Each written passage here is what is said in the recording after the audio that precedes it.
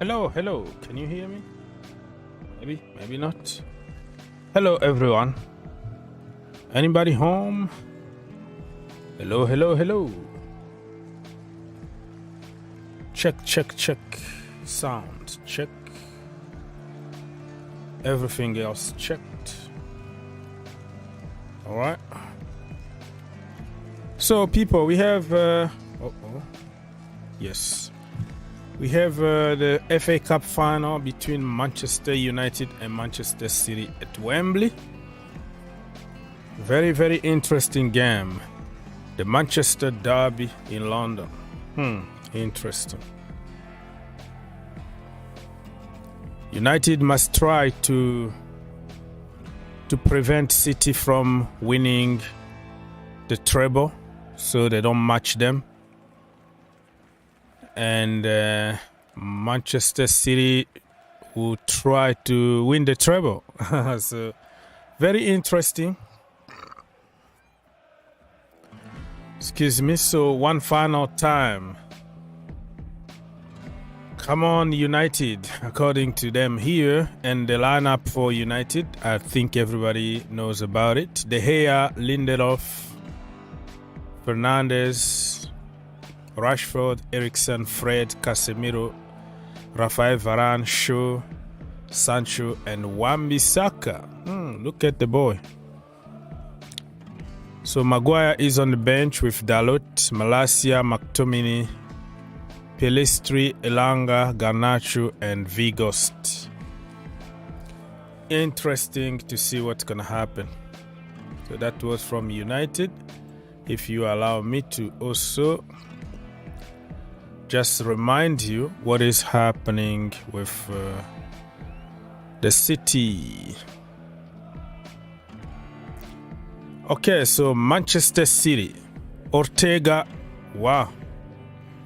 in goal. Walker, Stones, Diaz, Akanji, Rodrigo, De Bruyne, Gundogan, Bernardo, Grealish, and Haaland. Strong.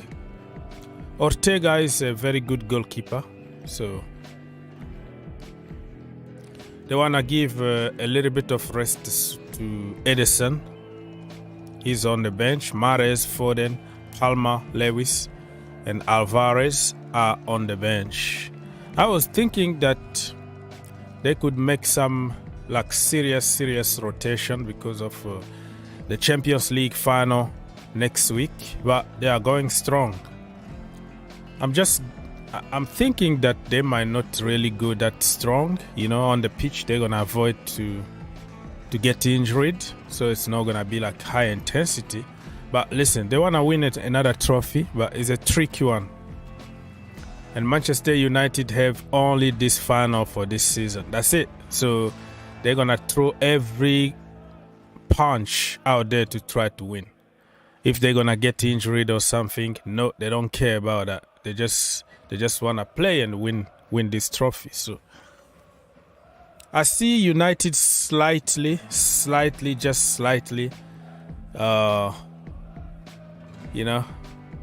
better in that sense, if you know what I mean. Not like a better team, but like mentally more prepared on winning the FA Cup because they have nothing else going on this season than City, who got the job done already, and they have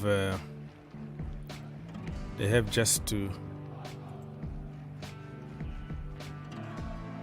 wait for the final of the Champions League. I'm talking about City here.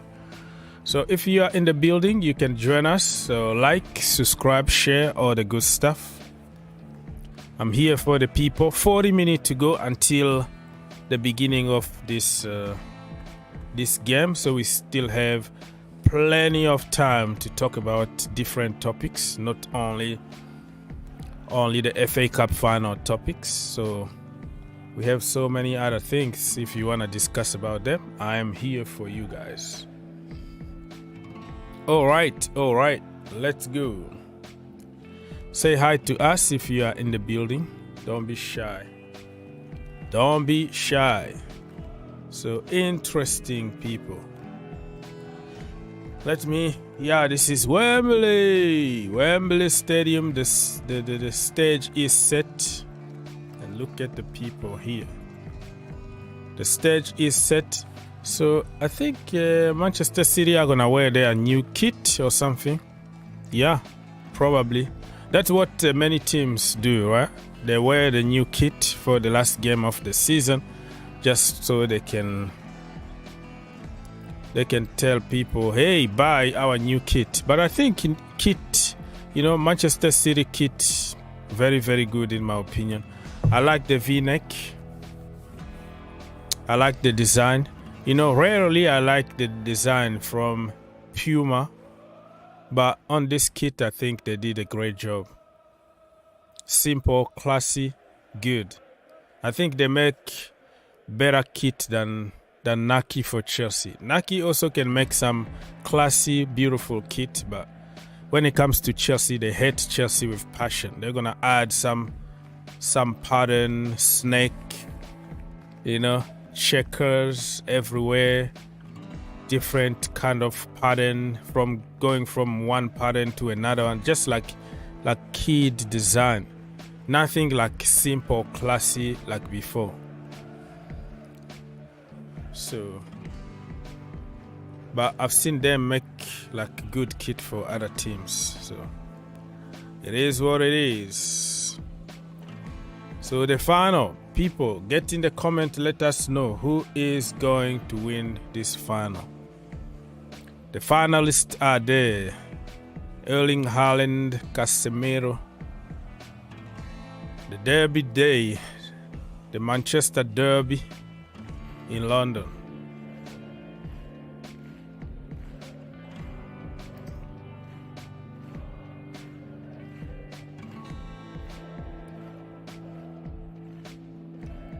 All right.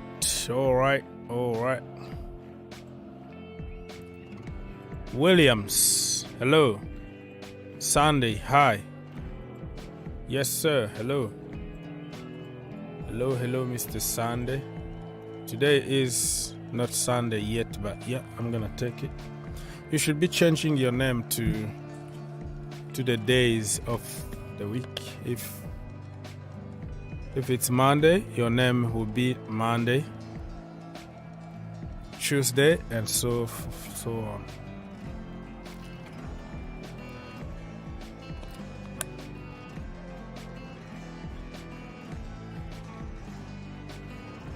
So you can see the lineup on your screen right now.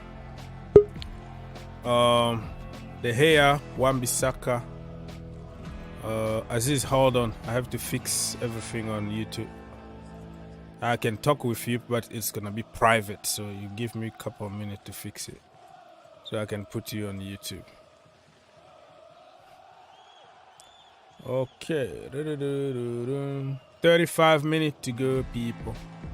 35 minutes. Okay, let me try this.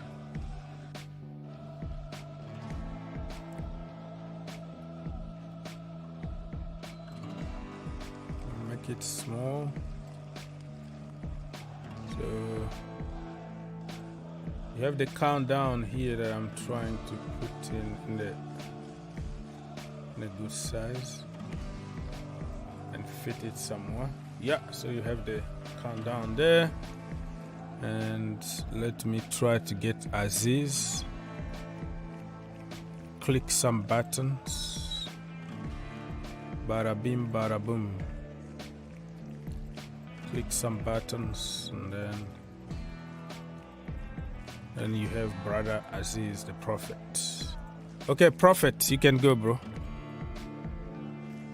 Aziz, are you there? Oh, wait. Aziz. Hello? Yes. Now we can Hello? hear you. We can hear you. Hello? We can hear you. Can you hear me?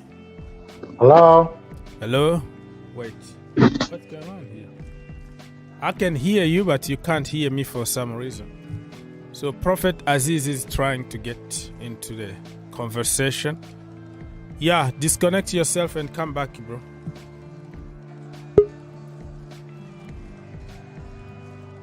Yes. Aziz, Hey, good morning, sir. good morning. Can you hear me now? Yeah, I can hear you. I All can right, hear you. let's go. It's been a long time, man. Yeah, long time. You took a break from the disaster at Chelsea. I don't blame you. Did you go to Bahamas or something? Nah. I had an emergency. My girl was in the hospital, so I couldn't. Oh, sorry about that. Is she doing good now? Yeah. She had like preeclampsia, so high blood pressure. Good. But she's getting better now.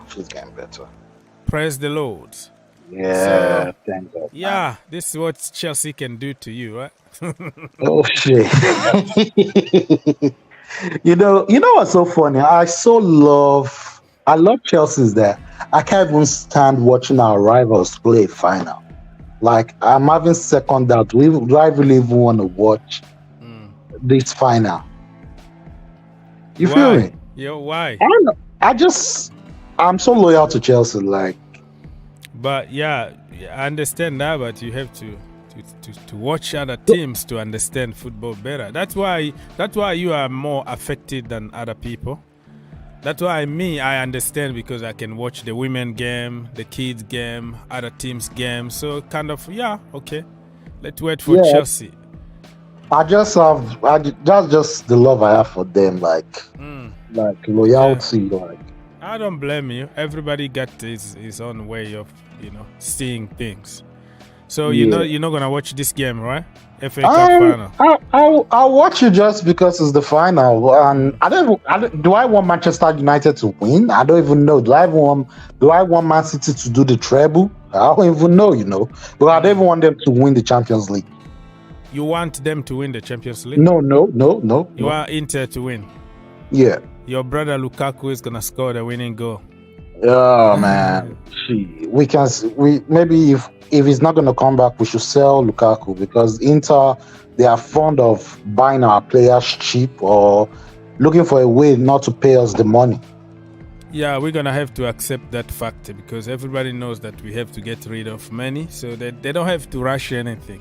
They're gonna lowball you and say, "Hey, take it or leave it," and if you don't have anybody, you're gonna have to accept whatever they are giving you there. So we have just to accept that. What we can do, if I was a Chelsea, if I'm one of the people handling Chelsea transfer fund, loan him out for another 20 million and an option. Who's gonna pay that kind of money? Inter. They all give him back to Inter. Or an option. No, they're trying even to. They don't want that. Let me put it that way. They don't want to do that anymore. They don't want to pay ridiculous amount of money for loan. No, not gonna happen. And I hear they want to buy Shaloba as well too for 25 million. Oh, well, what do you think about that? That is a complicated one, because I want him to stay. We need players, knowing how injury prone we've been. We are the most unfit, if that's even the English word, team in the entire world. We've seen how we struggle with injuries. Fofana is just like playing like in one leg. You never know what's gonna happen tomorrow. Thiago Silva is like the same age as me, 125 years old, just like me. So we have a problem there, and Cowell is coming from the loan, but you have to give the young man time. We need rotation. If we're gonna push for the Premier League and Carabao Cup or something, we need a strong squad. It's all good to say sell them all, get them out the door and all that, and then when we start struggling, we don't have anybody. Chalobah got a very good attitude from the bench. He doesn't complain about anything, and every time he's there, he tries to show what he's capable of doing. So I think he's gonna fight for his place, and that is gonna encourage him to push even more when he's given a chance. So for me, I will keep him, but if the manager don't wanna keep him, and they are thinking about getting, I don't know, another defender or something. And people forget that Chalobah can even play from the midfield. Why can't we just try him as a DM or something? I like to create things. When things are not working good and you try something, not like change everybody positions, but we all know that James played in the academy days most of the time in the midfield or in the attacking positions. We know that Chalobah, been playing in the midfield, the academy days, the Huddersfield days, even the French loan. So he's versatile. The other versatile player is leaving, Ruben Loftus-Cheek. So yeah, you think sell him, but if you look at our squad and our history, I think we need people from the bench, not only from the bench, but with the quality enough to fight for the number one spot. So for now, I will keep Chalobah as it stands right now. Okay. But to me, the older players like Aspilicueta, his leg is gone. I'd rather sell him. Yeah, I forgot to mention that. Yeah. He needs to go because I want some, because we bring in a player. What's it from? This guy we bought in January. He's gonna play right back. We bought him from the French league. What's his name? Badiashile. No, he's a right back. Oh, Malo Gusto. Hopefully he's fit, because James needs a competition, and James needs to. If I'm Rich James, I need to watch what I'm eating now.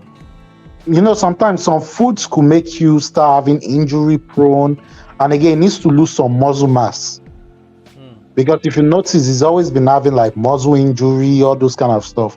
Maybe he needs to lose some muscle mass, or what do you think? Yeah, I think we have the sports science department at Chelsea, and those professional players, they have their own chef and they have all kind of advice from everywhere. So I think James, he's just big. Look at his dad, look at his mom. They are just naturally that size. You know what I mean? So some people call him fat or whatever, but he's fit in his level. You don't ask him to become skinny like Neymar. Some of the stuff are just natural. I agree that he need to watch his diet and all that, but sometimes you can do whatever you want and you're still injury prone. So until you find your own solutions that work for your own body, just because somebody else did this and it became good, it doesn't mean that it's gonna work for you, because every human being is wired differently. So I don't know. For me, I was thinking that he need a surgery, like need really specialists to have a proper surgery and then take rest. And after that, I am confident that he's gonna be good. But so far, we've been very conservative. Like we want everything to heal naturally. That's why I've been taking him 3 months, even 4 months all the time. And I don't know. Hey, Bobby. Pick up, Hawks. Yes, sir. Yeah, I was just catching the talk about Reece James. I agree. We're very, very much in a wait-and-see period of time. Clearly, what we're going to see is a total squad overhaul, which is not a bad thing if it's done correctly. Many will go, but not all. 1 or 2 surprises here and there, if you can call them surprises, but many players that people are wishing to go are not going anywhere. I know Ruben will go. I doubt if Pochettino would be stupid enough to allow Chalobah to go. And we just have to really wait and see what squad will be presented to him come the 1st of July for him to take to pre-season. Look, as far as Ben Chilwell and Reece James is concerned, I think their injury situation is no longer acceptable. They have never, in the past 3 seasons, since they really started with the first team, given us a season. if we're lucky, they've given us 10 games. That's not acceptable. It's not. I think the conditioning of the players has been an issue, and it has impacted them more because they are key players, like N'Golo Kante. They are key players for Chelsea. When they're not there, the team suffers big time. So we can't have that anymore. Over this summer period, we must work on their conditioning. I've heard this thing about Reece James and Wade and all that. I like you. I can't say that's his issue for sure, because I remember Branislav Ivanovic. He was a big, stocky guy, but he was a monster, and wasn't going off injured all the time. In fact, there was one horrific injury. He played 90 minutes with, blood coming out down inside his socks. He was such a warrior. So I don't know if that's the issue. I think Reece James' issue may be one of overall conditioning. Yes, you have to manage his game time so he doesn't have this excessive workload that Chelsea give their key players. And that is the importance of having two players for each position. Look at Man City. You hardly ever see them with long-term injuries and things, because Pep is able to rotate his squad. Squad rotation is so important. And honestly, True. I'll be livid, absolutely livid, if I get on a space next season and people start complaining about, this player sat on the bench, he's been on the bench for so and so. I will be livid, because that is part of the game, part of the team. We are about Chelsea, not about individual players. They're employed by Chelsea. And Pochettino hit the nail on the head. Chelsea employed you to train, not to play. So you come, you train, and from your training, you then get selected, if you are selected, on depending on the coach. That's why the coach has responsibility. That's why he gets sacked when things don't go well, and he gets praised when things do go well, because he knows how to condition his players, utilize them tactically for every game. Yes, players need game time. That is fully understood. But there will be rotation. There has to be rotation. They have to get used to it, so that by the time they get back to Europe, please God, the next season, then the players will have a better understanding of how they slot in, how they rotate. And there's going to be very, very few players that will be playing game in, game out every game. That's not how to maintain a squad at the top, unless you're somebody like Messi or Mbappe, and even they don't play every single game. Sometimes Messi comes off the bench. So, let's see what happens. Reece James conditioning is hugely important, because this idea of, in a season, you play 2, 3, 4 matches, and the next thing you're on the injury bench for 4 months. We can't have that anymore. We can't. You rotate him, you use him wisely, and condition him that he is fit enough to deal with the demands of the Premier League. Hey, Mr. Bobby, sorry to even cut you off. You mentioned Kante. Yes. Reason why I feel sorry for Kante was overused by all the coaches. They didn't let this man heal. And Conte overused Kante. When he was coming back from injury, they rushed him because nobody could do the Kante job. Mr. Sarri overworked Kante. Even the French national team. Chelsea, everywhere. The game we were leading Arsenal 4-0. Kante was injured. He wasn't meant to play that game. Kante played that game as if he was the only man in the game. We're leading 4-0. Sarri could have sacrificed Kante out. You understand? We're leading 4-0 in 50-something minutes. Take Kante out and bring in another player. We're already leading 4-0. We won the game 4-1 at the finals of the Europa League. These are things that affect his hamstring injury. Yeah. Frank you're Lampard very right. overused him too. You saw this man didn't. So I have a question for you, Aziz. Would you keep Kante? He's from. Reason why I want to keep Kante. Kante is the reason why I want to keep Kante is that if you are going to buy the Portuguese player, what's that Uruguay player? Ugarte. He's not Portuguese. Or Cosaido or Moses Cosaido. Yeah. I want a Kante to be there to pass the mantle to him. Do you understand what I'm saying there? Yeah, they have to learn from the master. You need to learn from him. I'm not saying that Kante has to play all the games, but you understand? Just give him your point. Yeah, I got him. Kante does this. Kante does that. By the time he has already mastered. He has mastered his craft well. You feel me? Yes, sir.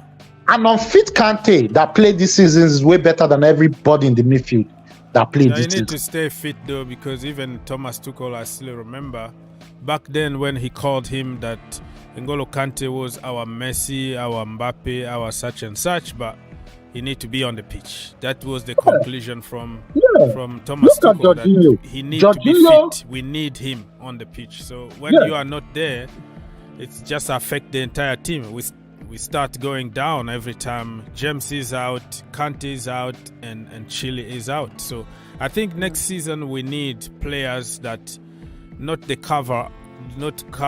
We need competition, not you have to deputize Reece James. So we don't need those kind of players anymore. We have to go quality, 2 players in each position so they can start fighting, equal quality. That's what City are doing.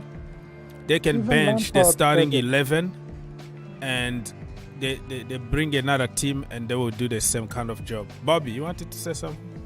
Yeah, I said even Lampard said it. Yeah. You see, one of the problems at Chelsea is that we have never done squad rotation properly. Hakim Ziyech is on the bench. The fan base, Ziyech is on the bench. He doesn't look happy. Real Madrid is looking for Ziyech. What's he going to do at Real Madrid? He's going to sit on the effing bench. What the hell is wrong with these people? They've started now with Havertz. Real Madrid won. And listen, if Real Madrid won't Havertz, 70, 80 million hands down before we even start talking. And by the way, if Havertz goes to Real Madrid and plays like he did at Chelsea, the fans will mess him up. He will sit on the stands. Look what happened to even Bale, Hazard, Eden Hazard. These guys need to stop this crap. Havertz needs more developing. He needs rotation. He needs to be in a team. Let's see what Pochettino can do with him. You talk about Let Bobby finish, and we're gonna go to you, Aziz. Yes, Bobby, finish. We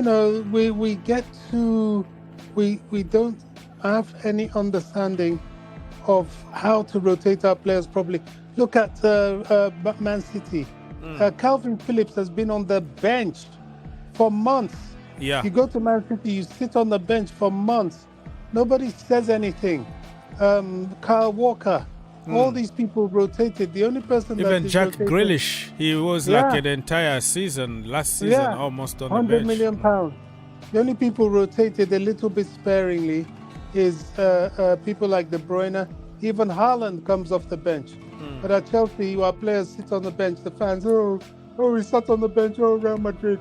Real Madrid. Real Madrid for what? What are you going there for? It's a stupid move. Very stupid move. You go there to sit on the bench. It's crazy. We're so happy to see our players sit on other people's bench and form squad depth and not have these players rotate properly and strengthen Chelsea Football Club. We're about Chelsea, not the players. Yeah, we love our players. Look at me. I love Ruben Loftus-Cheek. I know him personally, know the family. I don't want him to go. But if he has to go for the good of the team, well, so be it. That's just my attitude. Yeah. All of them, even Mason Mount, the same way. I don't want him to go, but if he really, really has to go, let him go.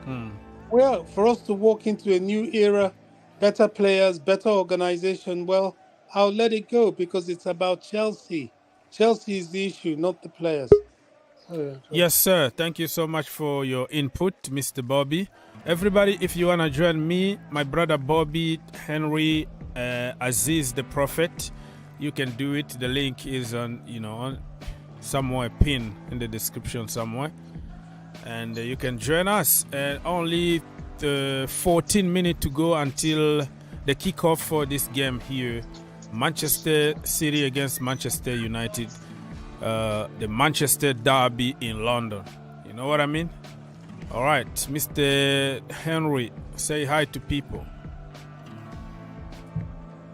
Henry, are you there?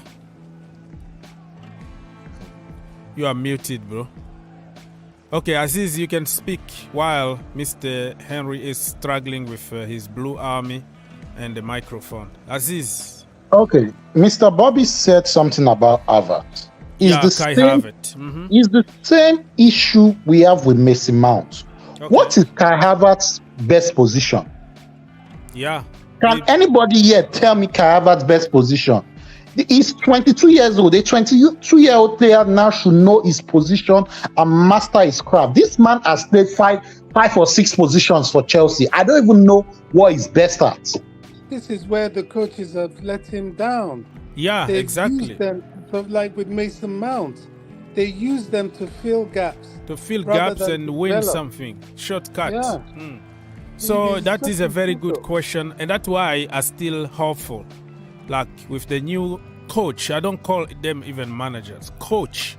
I want to see a proper coach given at least 2 years. Let Poch finish his 2 years. Don't sack him. And then he's going to deserve the 3rd year, the 4th year or something. But he's going to coach people. That's what I want to see at Chelsea Football Club because I'm sick and tired of years of blaming players. And when they leave, they go to another team, they become ballers. Oh, they were ballers in other teams. They come to Chelsea. They don't perform and people are talking about, oh, they are not a Chelsea level. What is your definition of Chelsea level? We are 12th. That is our level right now. So people still that mindset of we are a big club and therefore we have to go for millions on players. If you cost a lot of money, that means that you are in the Chelsea level. Being in the Chelsea level could be you are from the championship and you come and you do the job at Chelsea Football Club. I don't know why people don't. What is the definition? Chelsea level at the moment is 12. So for me, Chelsea level players is somebody who can do the job. It's not about, oh, you are coming from Brazil or you have a good reputation or good videos on YouTube. The Chelsea level is somebody who get the job done at Chelsea. And I think coaches and managers been failing on our players because how can be so many players bad the same time? It doesn't make sense to me. Aziz. Okay, why are the players so bad at the same time? Even though I don't like Lampard, he said even though I don't like Lampard as a coach, he said I like him as a player, but not a coach, as a manager. He said something, he said the standard of these players is low. If your standard becomes so low, like, oh, things you used to do before, all of a sudden, you don't put effort in it. These players as well they need to share blame responsibility. They need to share the responsibility of the failures they've all failed the fans. These players, they used to be on high standard. Now, you understand what I'm saying? Yeah, the standard is really low. The standard is low. So you need to look into these players and tear their hearts out. That's why I love Pochettino. You know why I love Pochettino? Even though his affiliation with Tottenham, I don't care about that. One thing about Pochettino, he is going to make these players run. He's going to make these players work because these players are so lazy. They are lazy. Why is it that this season we only played our best football is 15 minutes. After 15 minutes, we are down. You understand? We are not fit. That's true. Yeah. We are not fit. So right now, he's going to push these guys to the limit. I want him to send them to North Korea. send them to like a No, military no, camp. it's not what to that. It's not So what they to can that. run, they can run and learn some discipline It's and not what to that. fitness. Because good thing is that remember from day one, I told you these guys, there was no, what's it called? When they hired Potter, there was no repercussion if you lose. Like Potter will be like, okay, he's okay. No, that's not okay. That's not a Chelsea standard. When you're pampering them, telling them it's okay for losing 5-0, it's okay for losing 6-0. You are meant to go there and tear everybody. You are meant to go there and tear everybody. Yeah. Even the next day, the players will be scared to come to training. Any mistake in training, you tear their ass out, put them out in public. That's what I want. If they're not going to send them back to academy, any player that is not playing well, send him to the under-23 to go learn how to play football. Okay. These players need discipline. Yes, I don't know, maybe this new generation kind of player, this YouTube kind of player. I'm tired of it. Like, I'll tell you the truth. We are tired of it. It's time, and the good thing about Pochettino is bringing his own medical team, is bringing his own sports scientists, everybody looking into what they are all doing in training. So if nobody's training, he will know. Yes, sir. Mr. Gordon, are you there? Hey, hi, brothers. Yeah, you're still like in your cave or in your basement. Are you been locked or something? Are you behind the bars? No. Can you hear me? Very, very far. Yeah, you are like really, really far in the North Pole somewhere. Okay, I'm going to leave and then sign back in. Yeah, do that, please. Do that.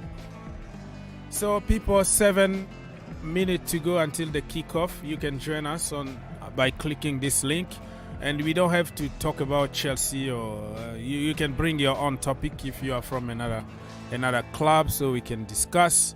Let me give you some update here. FA Cup first, because that is the event today. We have the FA Cup final, and also we have the Women's Champions League final between Wolfsburg and Barcelona, but that is gonna be another topic for another day. So for Manchester United, they have De Gea in goal, Wan-Bissaka, Lindelof, Varane, Shaw, Casemiro, Fred, Eriksen, Fernandes, Sancho, and Rashford. For Manchester City, they have Ortega in goal, Walker, Stones, Diaz, Akanji, Rodri, De Bruyne, Gundogan, Bernardo, Grealish, and Erling Haaland.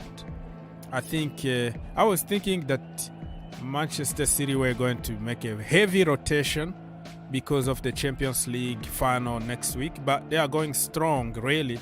Ortega is on the bench, but a very, very good goalkeeper, very good one. So people will look at this team and say, "Oh, this is the B team."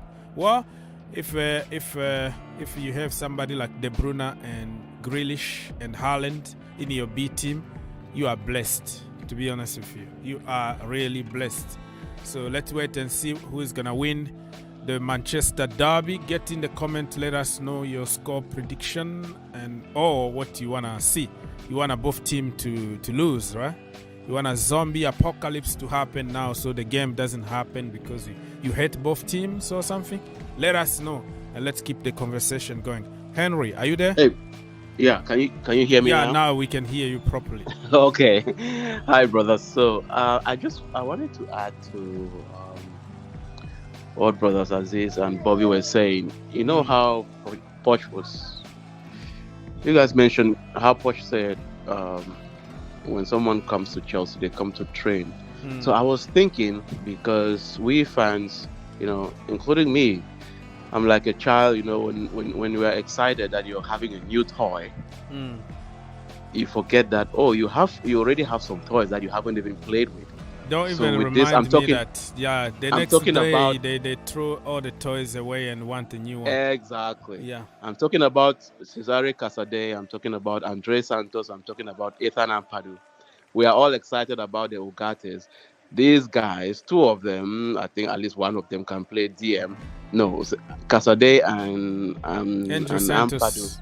And he can play. Ampadu can sit. Yeah, I agree. Exactly. Exactly. So what are we going to do? Are we going to bring them so they can sit on the bench, at least learn the trade and use them?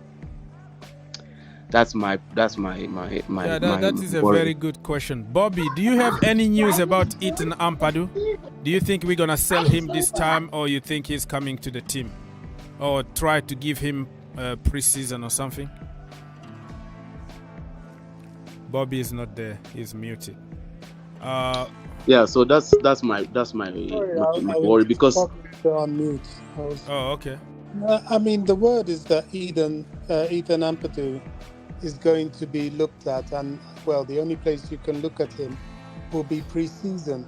You know, I'm for that. I think we need to see if he can be a solution in defensive midfield and in the rotation there. We need to see, because he also has the ability to play centre back, which is very useful. You know, that versatility is so important. And I would, they're saying, well, if Poch finds he doesn't like him, Chelsea will send him out on yet another loan. No, sell him. This time I don't want to hear that. If we can't give him a chance, it's time for him to find a permanent home. Yeah, that's what they're saying at the moment. He's 22 already. He's 22 and he's already been on like 3 loans. Yeah, I mean, that's what they're saying. I'm not arguing this. It's just what they're saying. So I'm thinking, I don't see anything wrong in a complete midfield overhaul. Enzo, Caicedo, Ugarte, and what's his name? Ampadu could do fine. If we want to keep hold of Kante for his experience for another year or two, we could add him as well. So that will be like 6 in a 3-man midfield. So that's two rotating for each position. I think that's excellent. Anybody else? Well, unfortunately, they may need to be dropped. I mean, we're already dropping Mount, already dropping Ruben, and if we find that Ampadu is good enough, it will probably lead to the dropping of Gallagher, which is another player I'll be very sad to see go. So yeah, I mean, I'm for that. We should trial him with the new coach and see if the new coach likes him. But yeah, I mean, you're saying depending on what the recommendations of Pochettino is, they may loan him or sell him. That's just the reality. It's not about our sentiment. Oh, he's been on so many loans and he's still under contract by the club.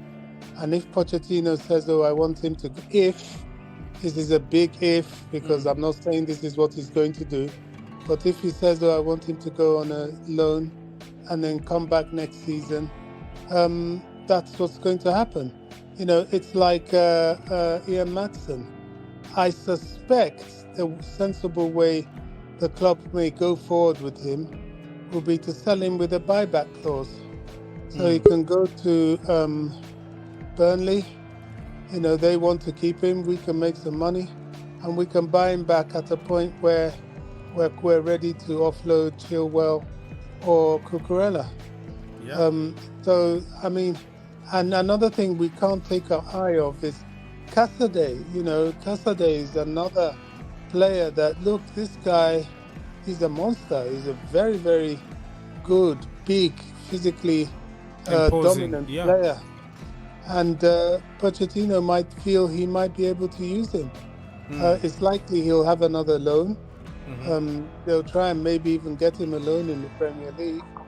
But yeah, he might turn around and say, okay, both him and Santos walk straight into the team. So there's a lot of midfield competition.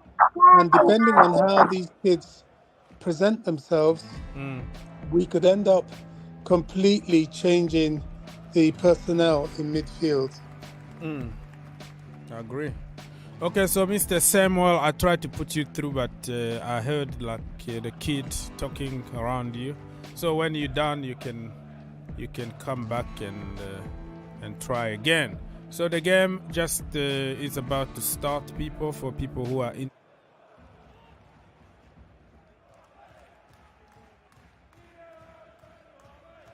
Okay, so the game is about to start. They are doing all the good stuff, greetings and all that. I'm refreshing my stream now, so I don't have to be delayed. So yeah, the game is about to start. Give me a few seconds to fix everything on the screen here. I hope you can hear, you can see everything good. Okay. So, Samuel, are you there? Samuel. I'm here. Yes. I can hear you. Yes. Good afternoon. Yes, sir. The game just started now, people. 15 seconds in my location. Yeah, go. What do you wanted to say, bro? Yeah, I've been listening to the conversation before I decided to join the studio. Okay. That's a very nice one. Then I want to quickly say something. And yes, sir. I think the major problem of Chelsea, because I'm a Chelsea fan, is not really that Whoa! we don't have 1-0, players. people. Manchester City, just from the get-go, the first minute, 1-0. Wow. Oh my goodness! Gundogan. Oh, Gundogan, people. Gundogan. My goodness not joking me. at all. 1-0 already. What the hell is going on here? The first minute, Gundogan scored for United. Mr. Samuel, let's go. Samuel. Yeah. No, Samuel is having some issues with his microphone and his army. We can hear a lot of noise from the kid. Oh man, 1-0. Henry is back. Henry. Are you? Yeah. So, are you saying it's 1-0 already? I'm even trying to. Gundogan the first minute. Gundogan with a goal. Oh my! City are. Well, we have. I mean, we should be looking at City as a benchmark to build our next team. Like, but that is gonna take years, bro. It's not today. That is a team that is going to the 7th or 8th years under Pep Guardiola, the same manager. You know, they are making mistakes even on the market, and they are correcting them, and they keep going. It's just like they bring 1 or 2 players. It's gonna fit there. They're not gonna go and buy 35 players like Chelsea. So we need some kind of stability now at Chelsea Football Club. It's going to take time to get to that level of Manchester City. We can, well, but it depends. You know, Chelsea don't benchmark anybody. We are the trendsetter. That's true. We just need to, as Orgs has said, our stability now, our structures, our design, our plans needs to be about the club. And you'll be surprised. You know, Chelsea's not a team. Has never been a team that takes a long time to do anything. That's true. When we're in place, we do everything. Yeah. It's the thing that has hurt Chelsea has been instability, bias from authorities, and that sort of thing. But once we can get over that, I don't think, you know, City's enjoying themselves now. They have worked hard to get to what they're doing, but you know, football is a funny game, and every dog will have his day. Yeah. Today is City, tomorrow it could be Chelsea. So, you know, I'm not really worried. I'm just focused on us and hoping we just keep doing what we need to do in the right way. That's true. I think every team comes to they come to an end of their own era, like Manchester United did. And they are rebuilding now. I think Man City will do that. I think if players like Gundogan and De Bruyne and Silva, if they leave, I I think this. I don't know. Probably they have a concrete plan in place, but I think there's going to be a vacuum that might derail them for a little bit before. I mean, when they won the league, was it last time? They won it with like a record of. Well, they have a City? record. You talking Yes. about City? Yeah, they won now like back to back, like 3 times in a row, and like 4 times in the last 5 years, Exactly. something crazy like that. Yeah.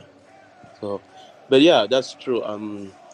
Like you guys mentioned, I think we set the pace for these other teams to catch up on, and so, and now we'll take our time. But also, one thing that Bobby mentioned is that we are a team that win. We just come out of nowhere and win something, and that's one thing that gives me hope that we can build like in a shorter time than we even think, if only the right, if the right systems are in place. And I'm excited about Poch to see what he's going to do.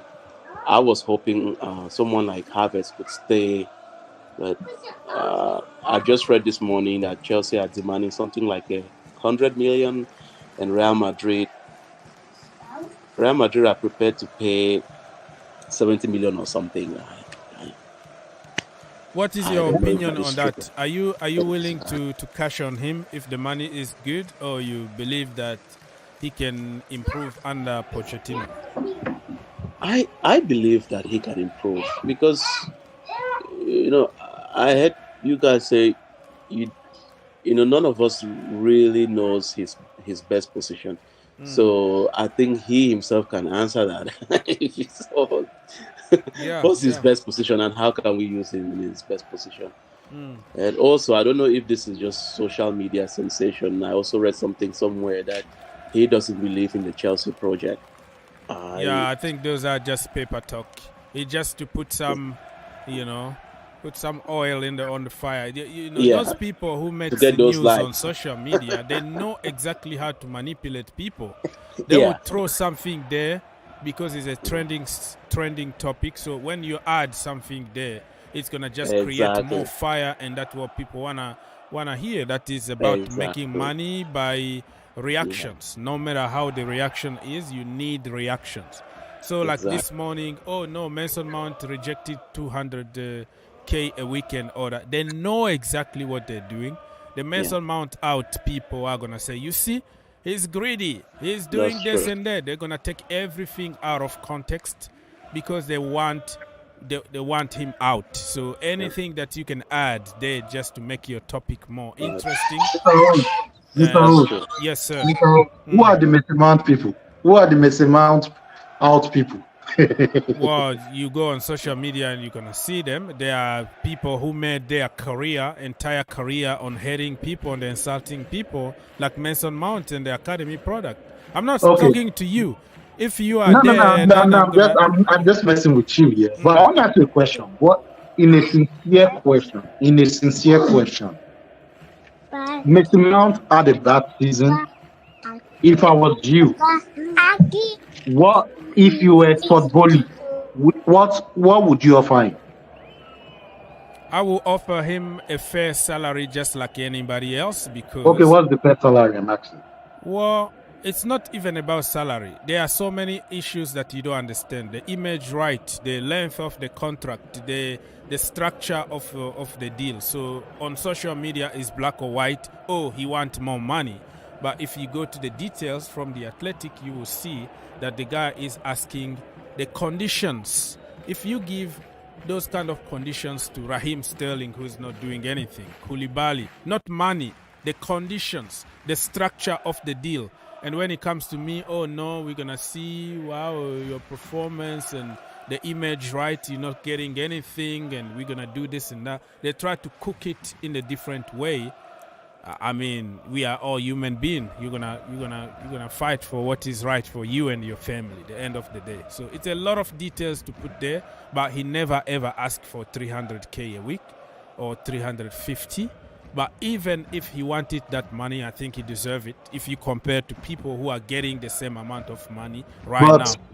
people that are getting the same amount of money, they came with a what's it called? They came with a prestige. Sterling has won league back to back. He has been winning league back to back. So, yeah, so we I can have to understand live why on somebody's Sterling. success from somewhere. He deserved because he won trophies for City. Kukureya deserved 300, 200, Kukurela is now earning 200 and something, sir. yeah, 50 Kukurela because is he not- won everything with a bloody Brighton and Kukurela is not winning up to 300 or 200. No, and he's not. I'm just throwing some numbers Okay. there. I'm trying to make a point. You don't let Okay. me finish. That's why you don't get my Okay. point. What I'm Okay. saying now is, okay, let's go. Koulibaly deserve there because they are coming with a prestige of Serie A prestige, where he won the Champions League and 5 Scudetto with Napoli. I'm trying to throw these kind of things there, so you see. When we signed Werner on 300k, what he had won, he won nothing. He came with the prestige of, okay, he will score goals because he been scoring in another league. So you're talking about somebody's past that he did in another team, but Mason Mount he doesn't come with the same prestige because he's free. He's from the academy. So all the Champions League youth level that he won, or the FA Cup and the Premier League 2 in the youth level, everything he won there doesn't count. There is no prestige because we have him. This is the problem we have here. And those kids are paying the price of, okay, because you are here, you are free, you have to accept whatever condition it is because you love the club, and other people are coming to make a crazy, ridiculous amount of money. In 1 year, Raheem Sterling won already what Mason Mount got in 4 years. 1 year only, he hasn't won anything. He scored 3 goals, and all of a sudden you won more than somebody who's been in the team for 18 years. How that works? Like, people just be a human being. If you take that agenda away, the passport, where you're coming from, and you put them together, Mason Mount from France somewhere, and you change his passport and name, you will see that the narrative is going to change. You're going to judge people based on what they do and not based on where they are coming from or their skin colors. That's what we suffer here in America, for other reasons, of course, but those kids are suffering the same bias and the same discrimination in their own country. That's the problem people don't understand here. Oh, he comes with prestige. What prestige? You want those prestige with Manchester City, not with Chelsea. We have to count on what you're going to do. What is your potential to do something with us? That's the way I see it. Okay, to counter your distance, to counter your what you said, on a good day, we know what Raheem Sterling could do when he was at City. You know how he was chipping in goals for City. You know how he was creating a lot of chances for players at City. Over here at Chelsea, because we don't have the kind of players City have. We don't play that kind of system. This guy has proven himself for so long in the English national team. In the last Euro, he was one of the highest goal scorer for England. In what's it called? In Man City, he has won like four leagues. You understand where I'm coming from? This guy has You are right, my brother. You are right. Everything you say is spot on. The problem with you don't apply the same logic and the same principles when it comes to somebody. Yeah, this is the past. But you said we have to judge him on the past, what he has achieved. But you are judging Mason Mount based on one season, the so-called bad season, that everybody struggled, including your boy Sterling, who need to be judged on what he has achieved with other clubs. So if you can use the same logic, the same truth, the same principle to the English players that been there, and you understand, last season was a bad season for everybody. The system we were playing was bad. The coaching are awful. Nobody improved. Probably that season need to be written off. So you are writing that season off only for Sterling, and just let me finish. Okay. And you are judging him based on what he has done, not because he need the benefit of the doubt for an awful season that Chelsea had. It's not his fault, but it's Mason Mount's fault for an awful season that we just had. That's the problem we have here. Mindset, discrimination, and tribalism. Because somebody else got all the advantage and somebody else doesn't have all the advantage. Okay, one other question. Please be sincere with me. Since Mason Mount has burst into the scene, has he improved or he has stayed stagnant? Everyone here should answer that question. I'm throwing the question to everybody. Has Mason Mount improved or he has stayed stagnant? Everyone here should answer that question. Yeah, that's the problem. You're talking about everything correctly, but you use your examples and your questions just to defend what you want to hear. So keep an open mind here. This is a very good question. He didn't improve. So tell me, who improved in the last 7 years at Chelsea Football Club? Don't bring Hazard. The question. Nobody has improved in the last 7 years. And you even at the beginning of the debate, you talked about positions and system and coaching. Okay, so you use it to defend the people that you like, but you don't use the same excuses for Mount. That's the problem. Nobody improved. He's in that level because the lack of coaching, the lack of stability in the team, different positions, awful coaching. The people that will use him just to win something, use his energy and determination and fight instead of developing him. Good question, but again, you're just trying to make a point and you don't want to see from the other side of the coin because you want to just make your point and you want to be right. That's the problem with you. Nobody improved, including Raheem Sterling being suffering because of the coaching and position, because of the overall team being very poor. Jorginho and the freaking Kovacic from the midfield not supplying, not anything. But all those little things works only when you want to defend Raheem Sterling. But when it comes to Mount, if I ask you in the last 4 years, what position he been playing? You're going to, but. No, there is no but here. Use the same principles and truth to everybody. That's what I'm asking you to do. Okay. Let me be truthful to everybody. Everybody in that attack has been sucked. I'm not going to sugarcoat it. Let's call a spade a spade. None of them has improved. Everybody stays stagnant.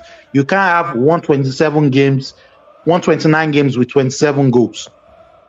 Raheem Sterling, how many games did he play for Chelsea this season? I don't know. With 6 goals. Everybody has been a failure at Chelsea for the past 7 years, except Eden Hazard and Willian and the old players that were there. Apart from that, everybody has been a failure at Chelsea. So we are coming with a new coach, with a new mentality. Does he want to stay at Chelsea? 7 years, you're in your feelings. What about people like Rudiger? Yeah, you can't say that. Yeah, Rudiger improved. He improved. Rudiger improved. Now, I'm just throwing what Mr. O said. He was saying in the last 7 years, who has improved? Okay, Rudiger improved. Who else again? Who has improved again? Nobody. So what the point you're trying to make here? So I'm trying to say is that it's not only Mason Mount I'm throwing the agenda on. I'm throwing the agenda on everybody. Kai Havertz, everybody. And that tells you that there is a cause for that. The cause is the coaching, the lack of stability at Chelsea, the change of positions all the time. No manager is improving anybody for that. And under a proper coach like Mauricio Pochettino, probably he's not going to win anything, but you are guaranteed that he's going to take certain people to the next level. That's clear as that. But you trying always to try to make it look like it's Mason Mount's fault, but for other people, it's just because of the coaching or the position. You don't use the same logic to other to the kid from the academy or the English players. That's what I'm against on that. But you say all the good stuff, but only just to defend your own, just I don't have an agenda validate against your mindset, just to validate your opinion. You have example just to validate that, but the same example you can't use to other players. That's the problem. Mr. House, I'm gonna say one thing. I don't have any agenda against Messi Mount. I don't have agenda against Messi Mount. Even Lampard said, I'm not the coach that will teach these players how to score. When all these players had one-on-one chances, they couldn't score. Kayaba can't score. Sterling can't score. Mount can't score. Everyone can score. So who are you going to blame the coach for that? You create a more platform. You create a pattern of play. You repeat them. How can somebody improve? Let's say Kalim Hassan-Odoi. That is a bad example. I know that. I'm just giving that name so you can see I'm trying to make a point, because I don't want to switch to Kalim. It could have been somebody else, okay? So I'm taking Kalim Hassan-Odoi. How do you expect the kid to grow when you play him as a wing back? The other day, a few times, number 10, and as a winger, he played 30 minutes, 5 minutes, 2 minutes there. The only way the players can improve is consistency. Consistency not in terms only of playing time, yes, consistency in terms of that, but also positioning. What position that player is feeling comfortable to play. Yes, you are a bowler. At some point, you're going to have to switch positions when we need you in other position. That is understandable. But at Chelsea Football Club, we want to stick people with positions that they don't feel comfortable. First of all, I saw Raheem Sterling at the beginning of the season under Thomas Tuchel. He came out and said, I'm a winger. I'm not a number 9. But at the end, he said, but I can help the team if the manager wants him. The next morning, Thomas Tuchel came to the media and said, I see Raheem Sterling as more than that. I see him as a proper number 9. I see him as a false 9. I see him in the middle somewhere.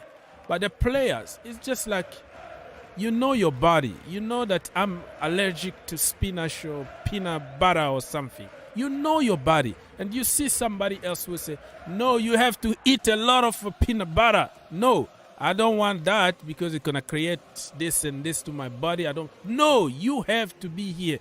That's the problem we have at Chelsea Football Club. Changing and forcing people's positions and think everybody needs to perform good from every position just because you are a football player. You're supposed to do that. Why can't we just keep it simple? Keep it simple. Mendy is awful with his feet. He's just like Peter Cech. Don't force him to be Alisson Becker or Manuel Neuer. Keep him simple. Allow him to be a Peter Cech. That's the problem we have at Chelsea Football Club. And people are going to give you example. Oh, look at Saka. Well, Saka being developed in one position, or the second position is only when they have a lot of injuries. So you stick here, you're going to be my winger from the right-hand side, you're going to develop there. But because you are left-footed, if we have a lot of injuries and we want you to play from another position to help the team, you can do it. But your house is here. Playing in another position is just like living in a hotel. You're not going to feel so comfortable. Home is home. Your natural position is your home, and somewhere else is just like you're living somewhere else and you miss home. That's the way it is. Yeah, it is what it. Yeah, and the Tragic TV say Oaks has a point. People have to understand coaching, play. Yeah, if you look at Vinicius Junior, right? Vinicius Junior, a couple seasons ago, he was like a headless chicken. Him, Valverde, and also the other guy, Rodrigo. Look at them today. Coaching, stuck with one position first, and the rest is going to be a bonus. Enzo Fernandez at the moment, Play him as a number 8 in more advanced position because he's going to create chaos in the opposition box. That guy can pin the pass like nobody's business. He knows how to get the job done in the final third. You don't expect some of the balls that he will put. He will top it. He will pass. He's just amazing. But guess what? Freaking Porter and Frank Lampard stick him as a number 6. This is a freaking waste of time and energy. We can't create, and we have somebody who can create who is sitting in a very impossible situation where he can't impact in the final third. The problem at Chelsea Football Club is so frustrating to the level that I don't get it. I don't really get it. Yeah, anybody want to talk, just go there because I am getting so frustrated right now. No, Aziz is gone, Bobby is gone, and Barry, if nobody is talking, and then I'm going to do the voiceover and come back. Yeah. So, Aziz, look at Marco Correa. He's on 175K a week, and Mason is 80. So, what would justify Correa earning 175? What has he achieved for Chelsea? Or what has he achieved even in Brighton for him to earn 100? It's a prestige and honor and his past. That what earned him that contract at Chelsea. I didn't talk about Cucurella. I was talking about Sterling.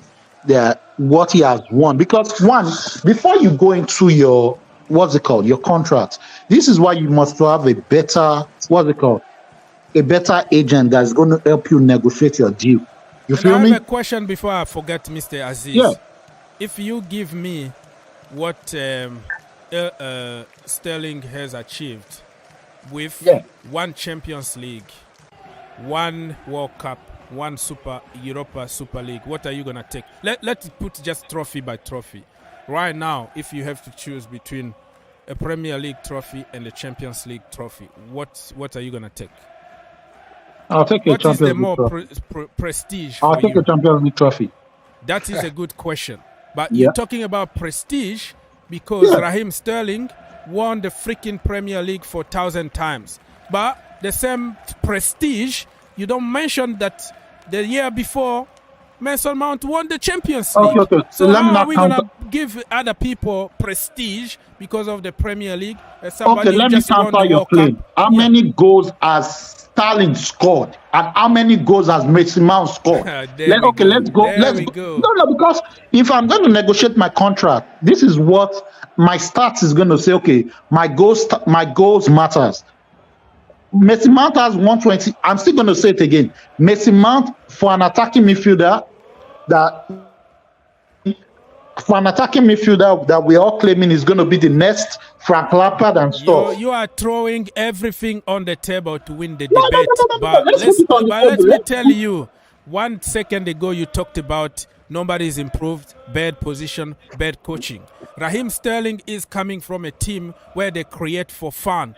They can even score 10, 20 goals a game, no problem at all. But Chelsea Football Club in the team where scoring, even creating a chance is a problem. It's different playing with Rodrigo and De Bruyne than playing with freaking Jorginho and Kovacic in the midfield. All those aspects, you don't talk about it. That's why I would like you to focus on how many goals now Sterling scored at Chelsea. Why? Because of many other factors. Huh? Okay, he has more goals than Mason Mount this season. Sterling is our second highest goal scorer with 7 goals. But listen, no, he has 4. He doesn't have 7. He has 4. He has 4. No, in total. In total, tell me how. No, I don't think he has 7 goals. You have to double check that. When and how he got those goals? When? In what competition? What competition? Hold on. Yeah, that Mason is Mount not has true. 2. Okay, let me say hi to Mr. People's Republic. And when you're doing your search, remember that Mason Mount barely played in 2023, 2023. That is that was my mistake. In this year, how many games he played, and before you compare that, okay, because Raheem Sterling got this, you have also to take to consideration minute played. minute played, because you're not gonna tell me, oh, Armando Broja just got one goal. Well, you forgot that the brother freaking got injured in December, got an ACL injury, so it doesn't count. The point I'm trying to make here is the playing time. How many minutes those players been on the pitch? That's the problem. People's Republic, let's go. And we're going to come back to Aziz when he finish doing some research. I was going to say something. Yes. About this. A lot of what I'm hearing, in terms of contracts and things, we have to just let it go. A lot of these players that were bought in the last summer transfer were negotiations that fell on the lap of Todd Bowley himself. Since we went into our structure with the directorship, things have changed.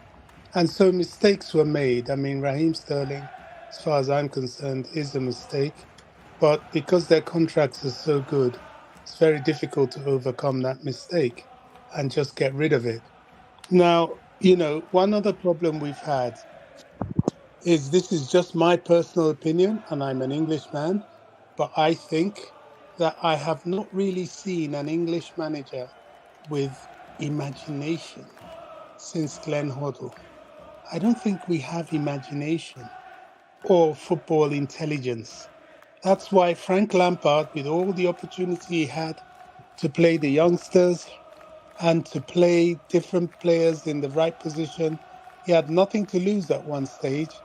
He could not bring himself not to play Enzo Fernandez as a 6. He could have put Chalobah into defensive midfield. Penalty, people, for Manchester United. The VAR is checking. Sorry, Bobby, to cut you, but I have also to report what is happening. I think the penalty has been checked, but yeah, continue, Bobby. Yeah, handball. So, yeah, I mean, he didn't have the mind to be able to, it's not, no penalty. Didn't have the mind to be able to play Enzo in that position, play different players, or maybe he just didn't have the penalty, will. people. No, the VAR didn't give it. Yeah. It's Man United tax. Or maybe he didn't have the will because he knew he's not staying. So this is where the stability issue matters and comes back again for Chelsea. Now, everybody, you said earlier, Pochettino, yes, give him 2 years, don't sack him no matter what. Well, there's a difference. Stability can only be achieved at Chelsea with results. You have to have reasonable results for longevity. Don't do what Potter did and nearly get the team into the relegation position before before the management have to sack you. No, it is a penalty. So it is clear. It is a penalty. Sorry for the interruption. Yeah, they so score. Poch They has score to- 1-1. Yeah, They that score. makes It's it more 1-1, people. exciting. And so Poch has to really get results while he's building the team. There's no room for a manager that cannot get results at Chelsea. He has to keep the club winning and achieving at least results on the pitch, and nowhere near the position on the table that we were this season. Yeah, that makes sense. This is Chelsea, and the building process is different than Brighton or Crystal Palace, because at Chelsea we have also obligation to win games. People's Republic. Oh, good evening. Yes, sir. And, You've been hello, waiting for 1,000 years. Now it's your turn. Hello, Professor Bobby. Hello, Prophet Aziz. And I can't remember who was the last person there. Somebody else there. Yeah, we have Henry, the King Henry in the house. Yeah. Okay, I call him Henri.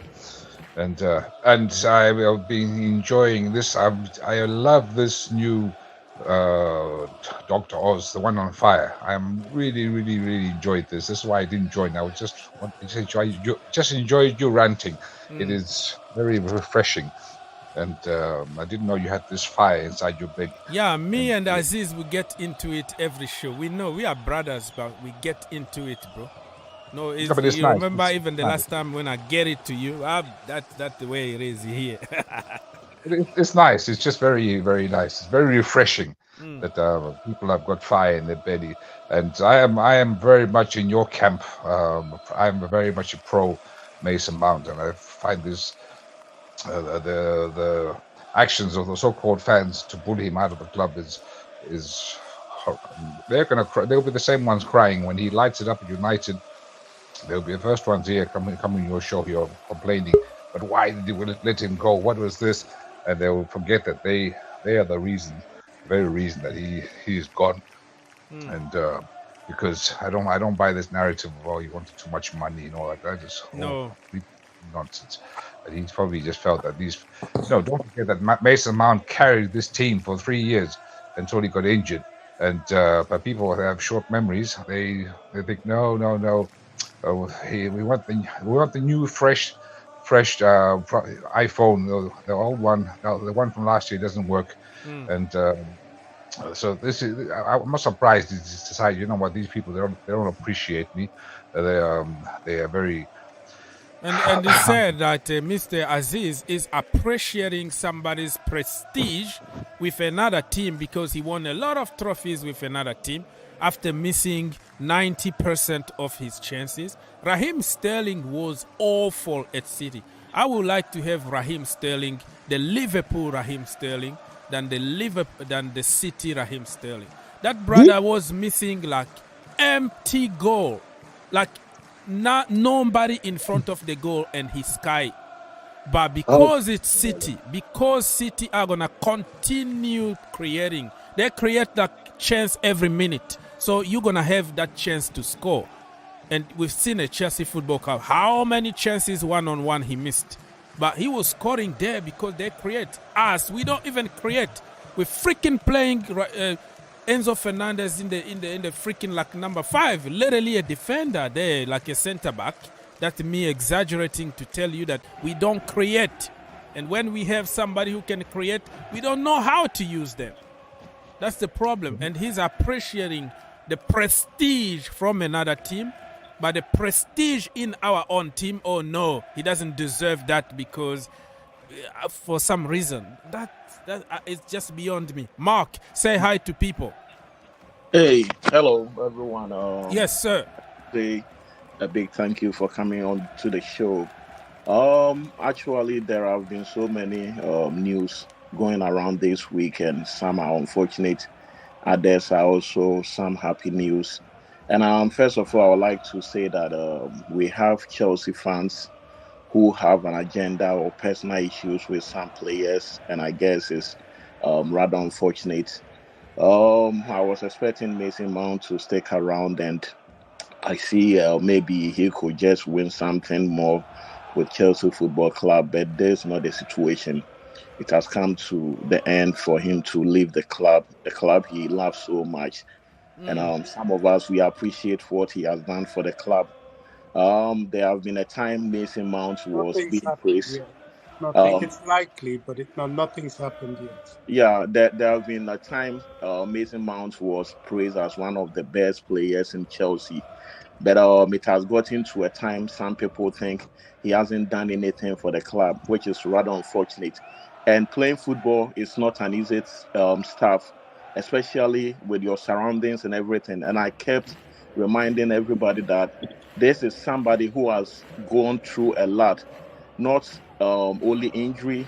There have been so many changes within the club, and if you are a player, you will be even exhausted. And there have been at times where players we thought they were the best for the club were just messing around, but nobody have any cause to blame them. But they will target certain players and criticize them for our woefully performance, which is rather unfortunate. What I thought this boy deserved to be treated this way, and it's rather unfortunate. And the same players, the same fans will see him flourishing in other clubs, and they'll be like, "Oh, why the board decided to sell Mason Mount? We told them not to sell him." You know what? People should just restrain themselves a little bit. Some of these guys are doing their best to make sure that this club wins something, and people will be out there targeting them on social media, saying all sort of bad things. If you are telling me Mason Mount is expecting 200,000 for the club, how much are we paying to Mason Mount? He's doing his work. He can decide to ask for 500,000. He's a football player.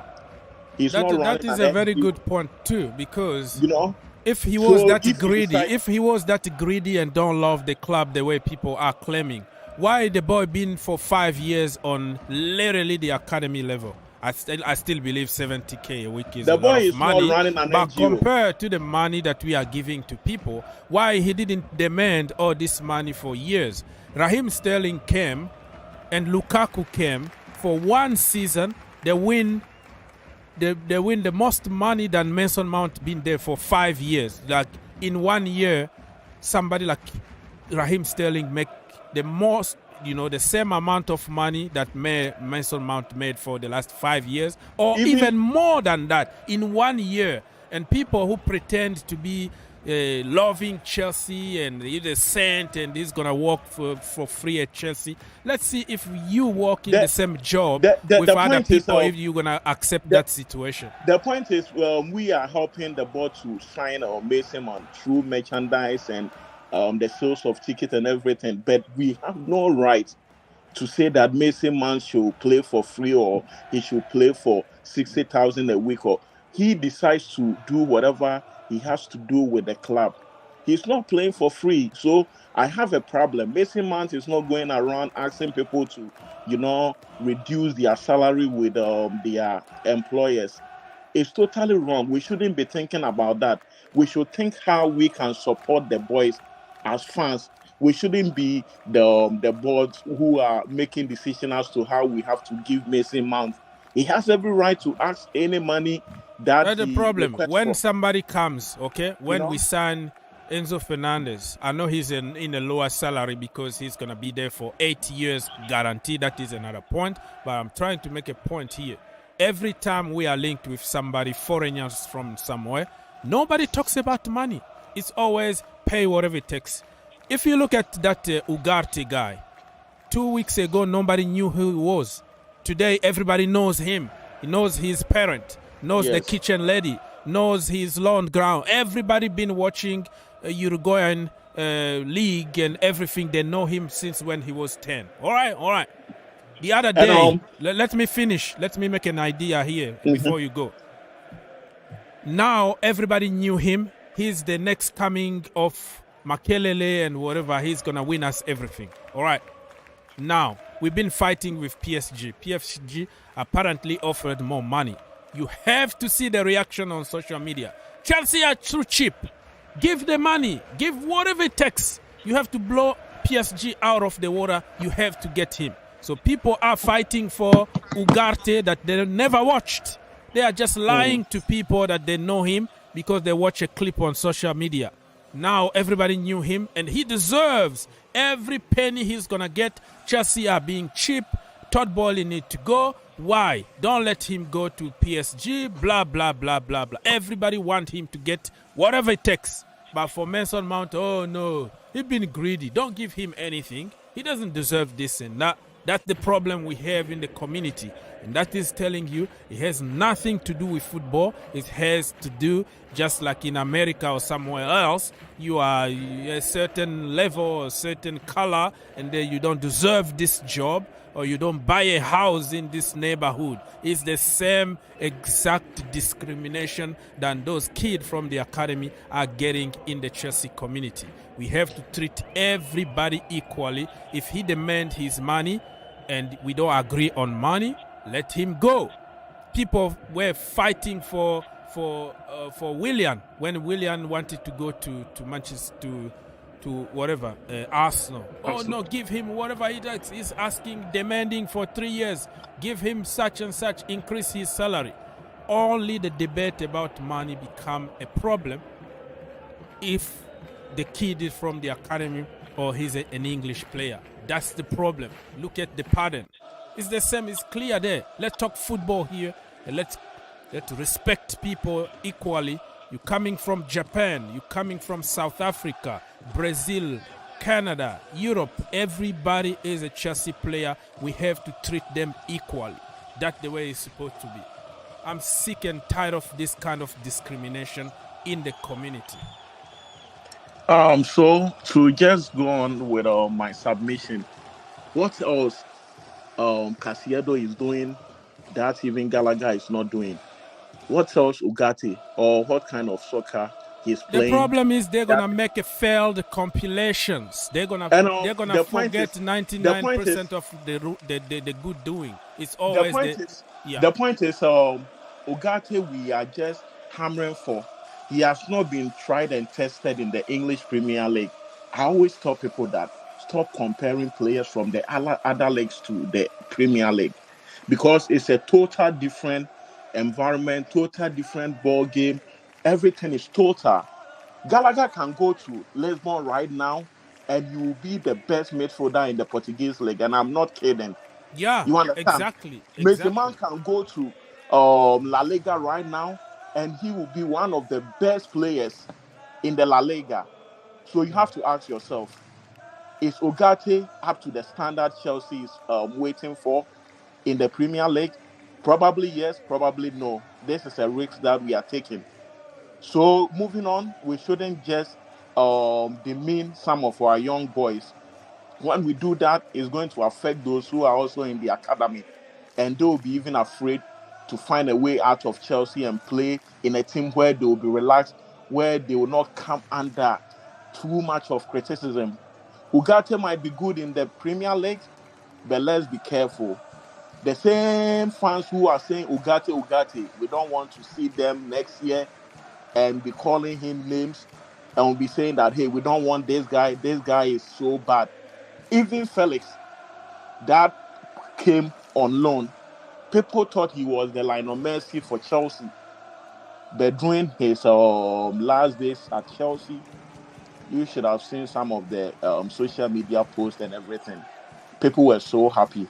And when I heard Mason Mount was going, I went to other platforms listening to people just being so happy that the guy is going.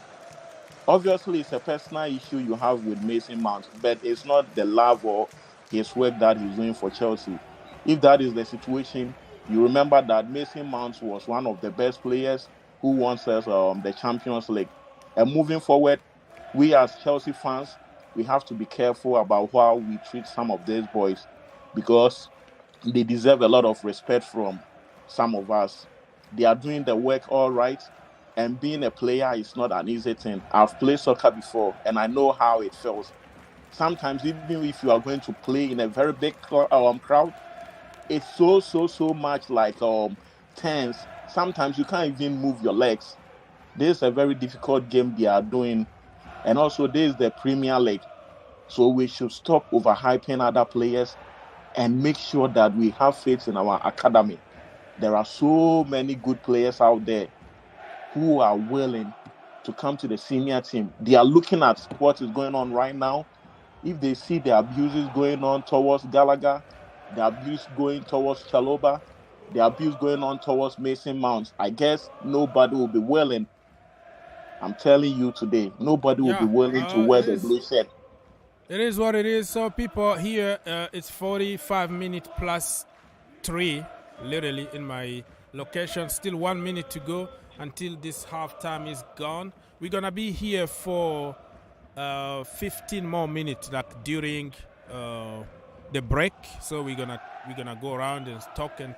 And when the second half start, I'm gonna have to go because I have to drop the Blue Army somewhere. So I will, we have 15 minutes to go, but the rest of the show is gonna be the voiceover, if that makes sense, commentary and voiceover. So let's see.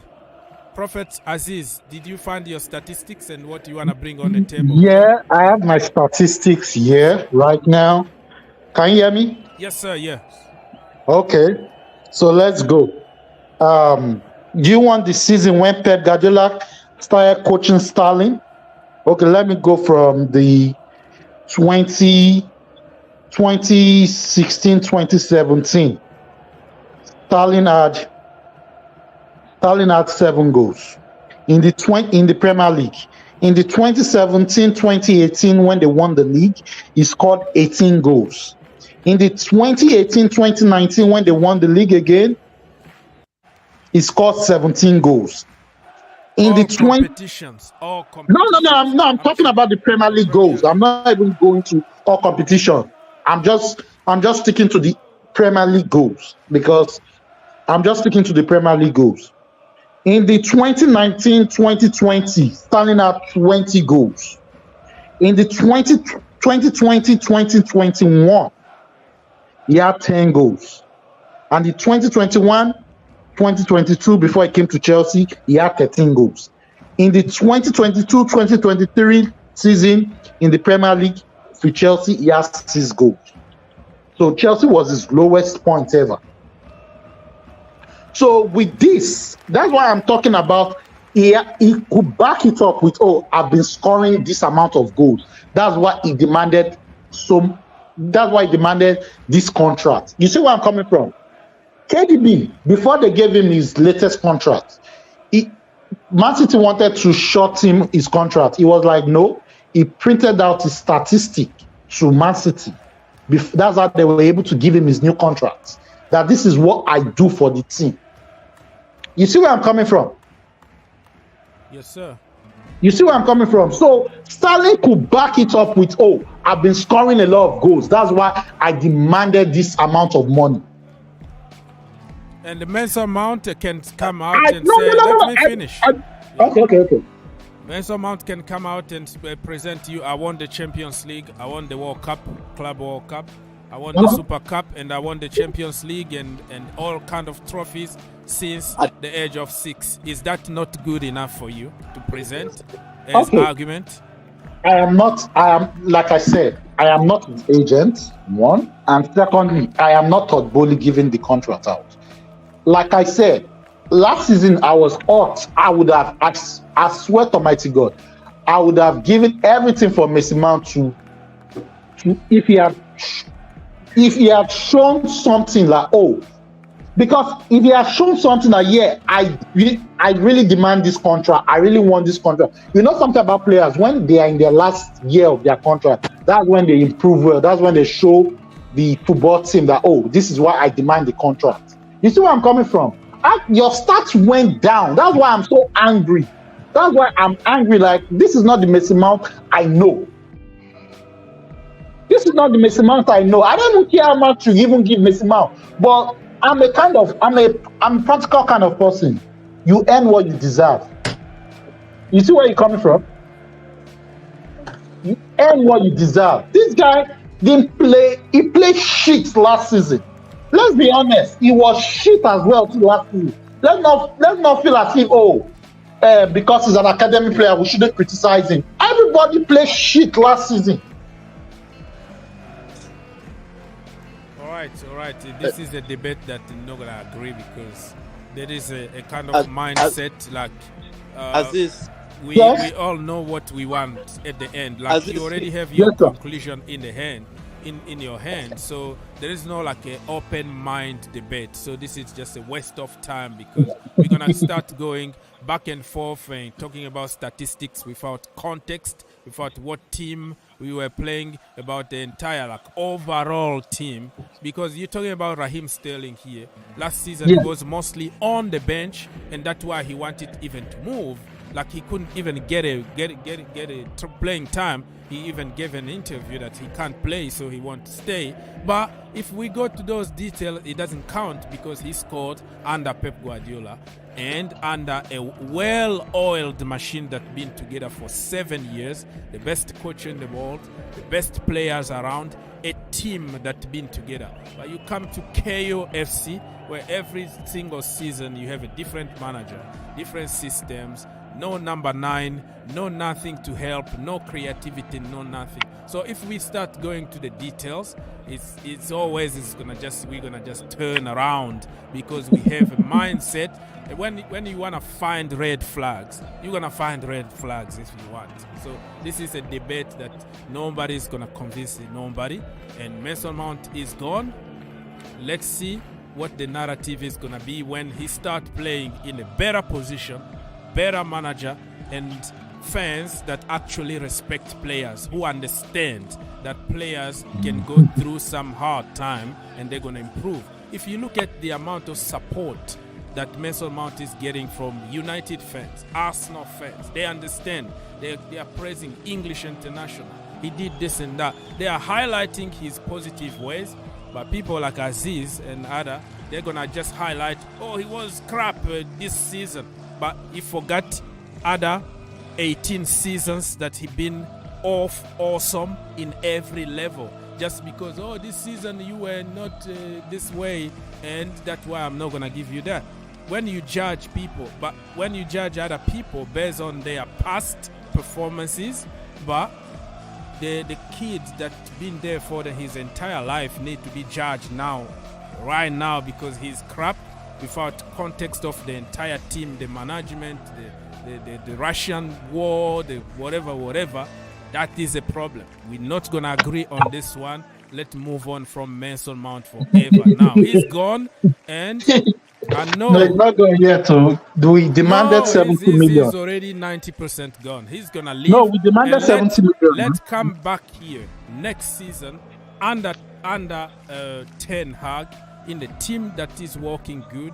If they have a proper number 9, the defense is fixed, and he's cooking from that midfield or number 8 or whatever position he's going to give him there, you will see the difference between coaching, how you can improve and take a player's game to the next level, with Chelsea Joke FC, where we don't coach anybody, we're switching people all the time and try to blame them.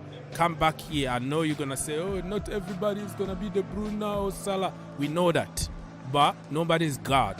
Nobody knows somebody's future. Next season or in 2 seasons from now, you will see the level that guy is going to get. And let's come back here and talk. Because nobody is God. God is God, and people are people. Make whatever theory you want. It's okay. It makes you feel good. Oh, get rid. All right, get rid. When you start suffering with your team, with the so-called perfect players that we're going to buy, no energy, no nothing, those mercenaries that came to just get money and leave. And then we're going to start talking. And I don't know who's going to be our target next season.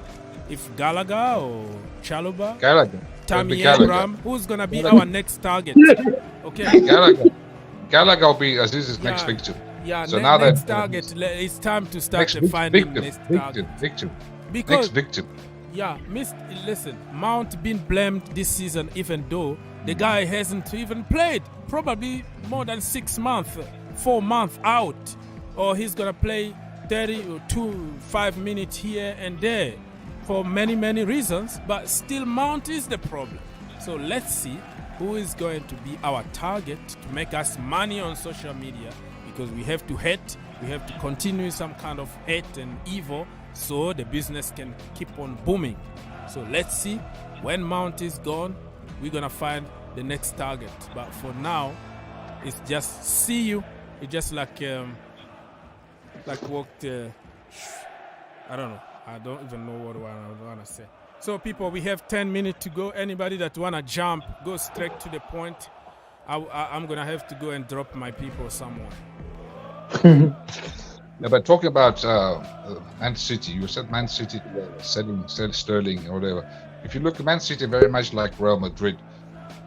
Tell me one player Real Madrid or Man City has sold that has left the club and got another club and excelled and shined. Those teams, they don't just sell players for fun. They know what they're doing. They sell them because they offload them because they know that those guys are substandard. Yeah, or they get better ones, you know?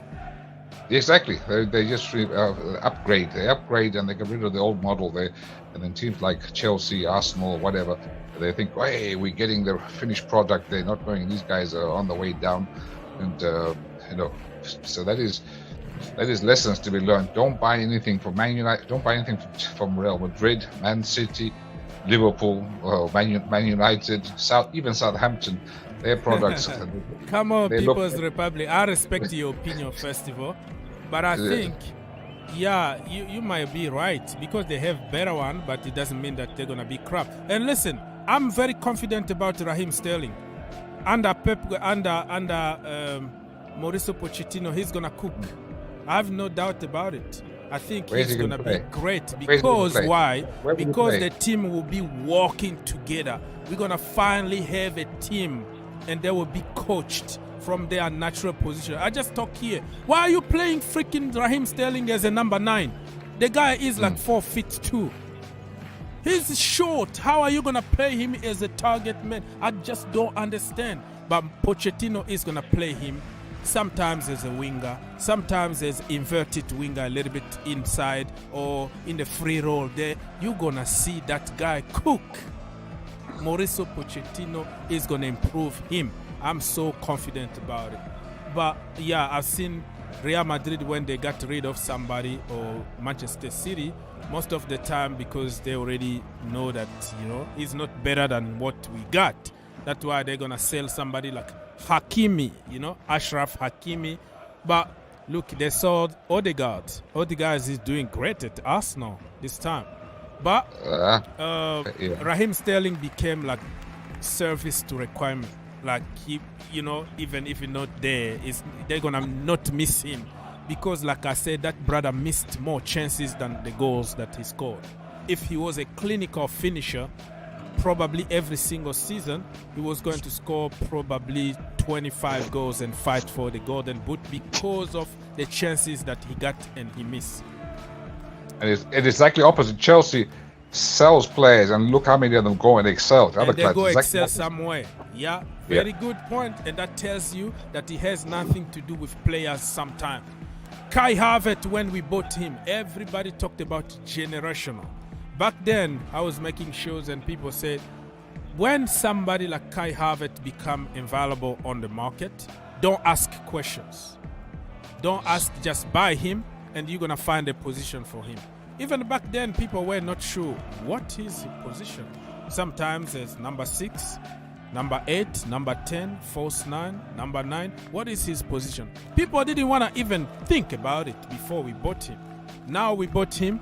Everybody, oh no, he's crap. Sell him, sell him, sell him. But when we bought him here, people got so excited about it. And then I'm telling you right now, if he joined Carlo Ancelotti, Pep Guardiola, Ten Hag or Klopp, they're gonna make him a machine. He is a very, very good player if you know how to use him. Even if we keep him under Pochettino, he's gonna improve and prove people wrong. That all this time, it was never about the players only. It was about coaching and positioning. All right, we're gonna go around.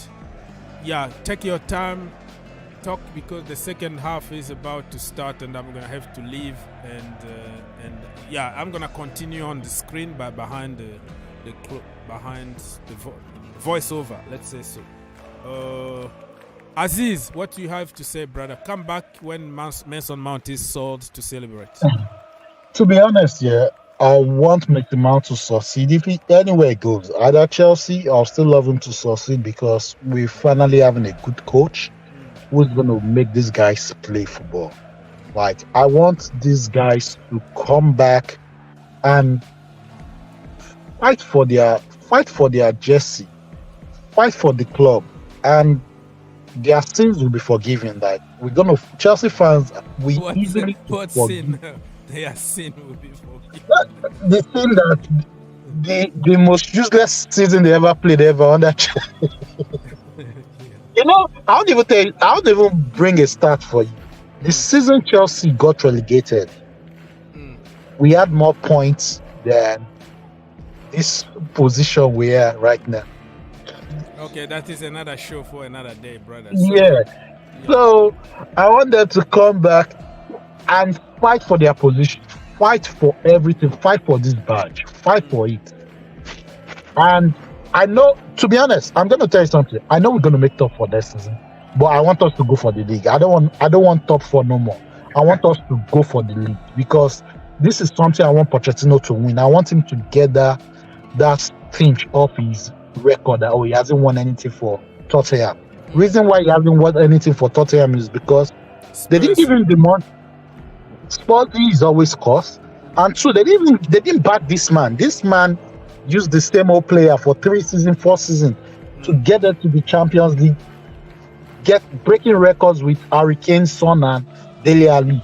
And I know he's going to do the same thing for Chelsea. You just have to have the right players.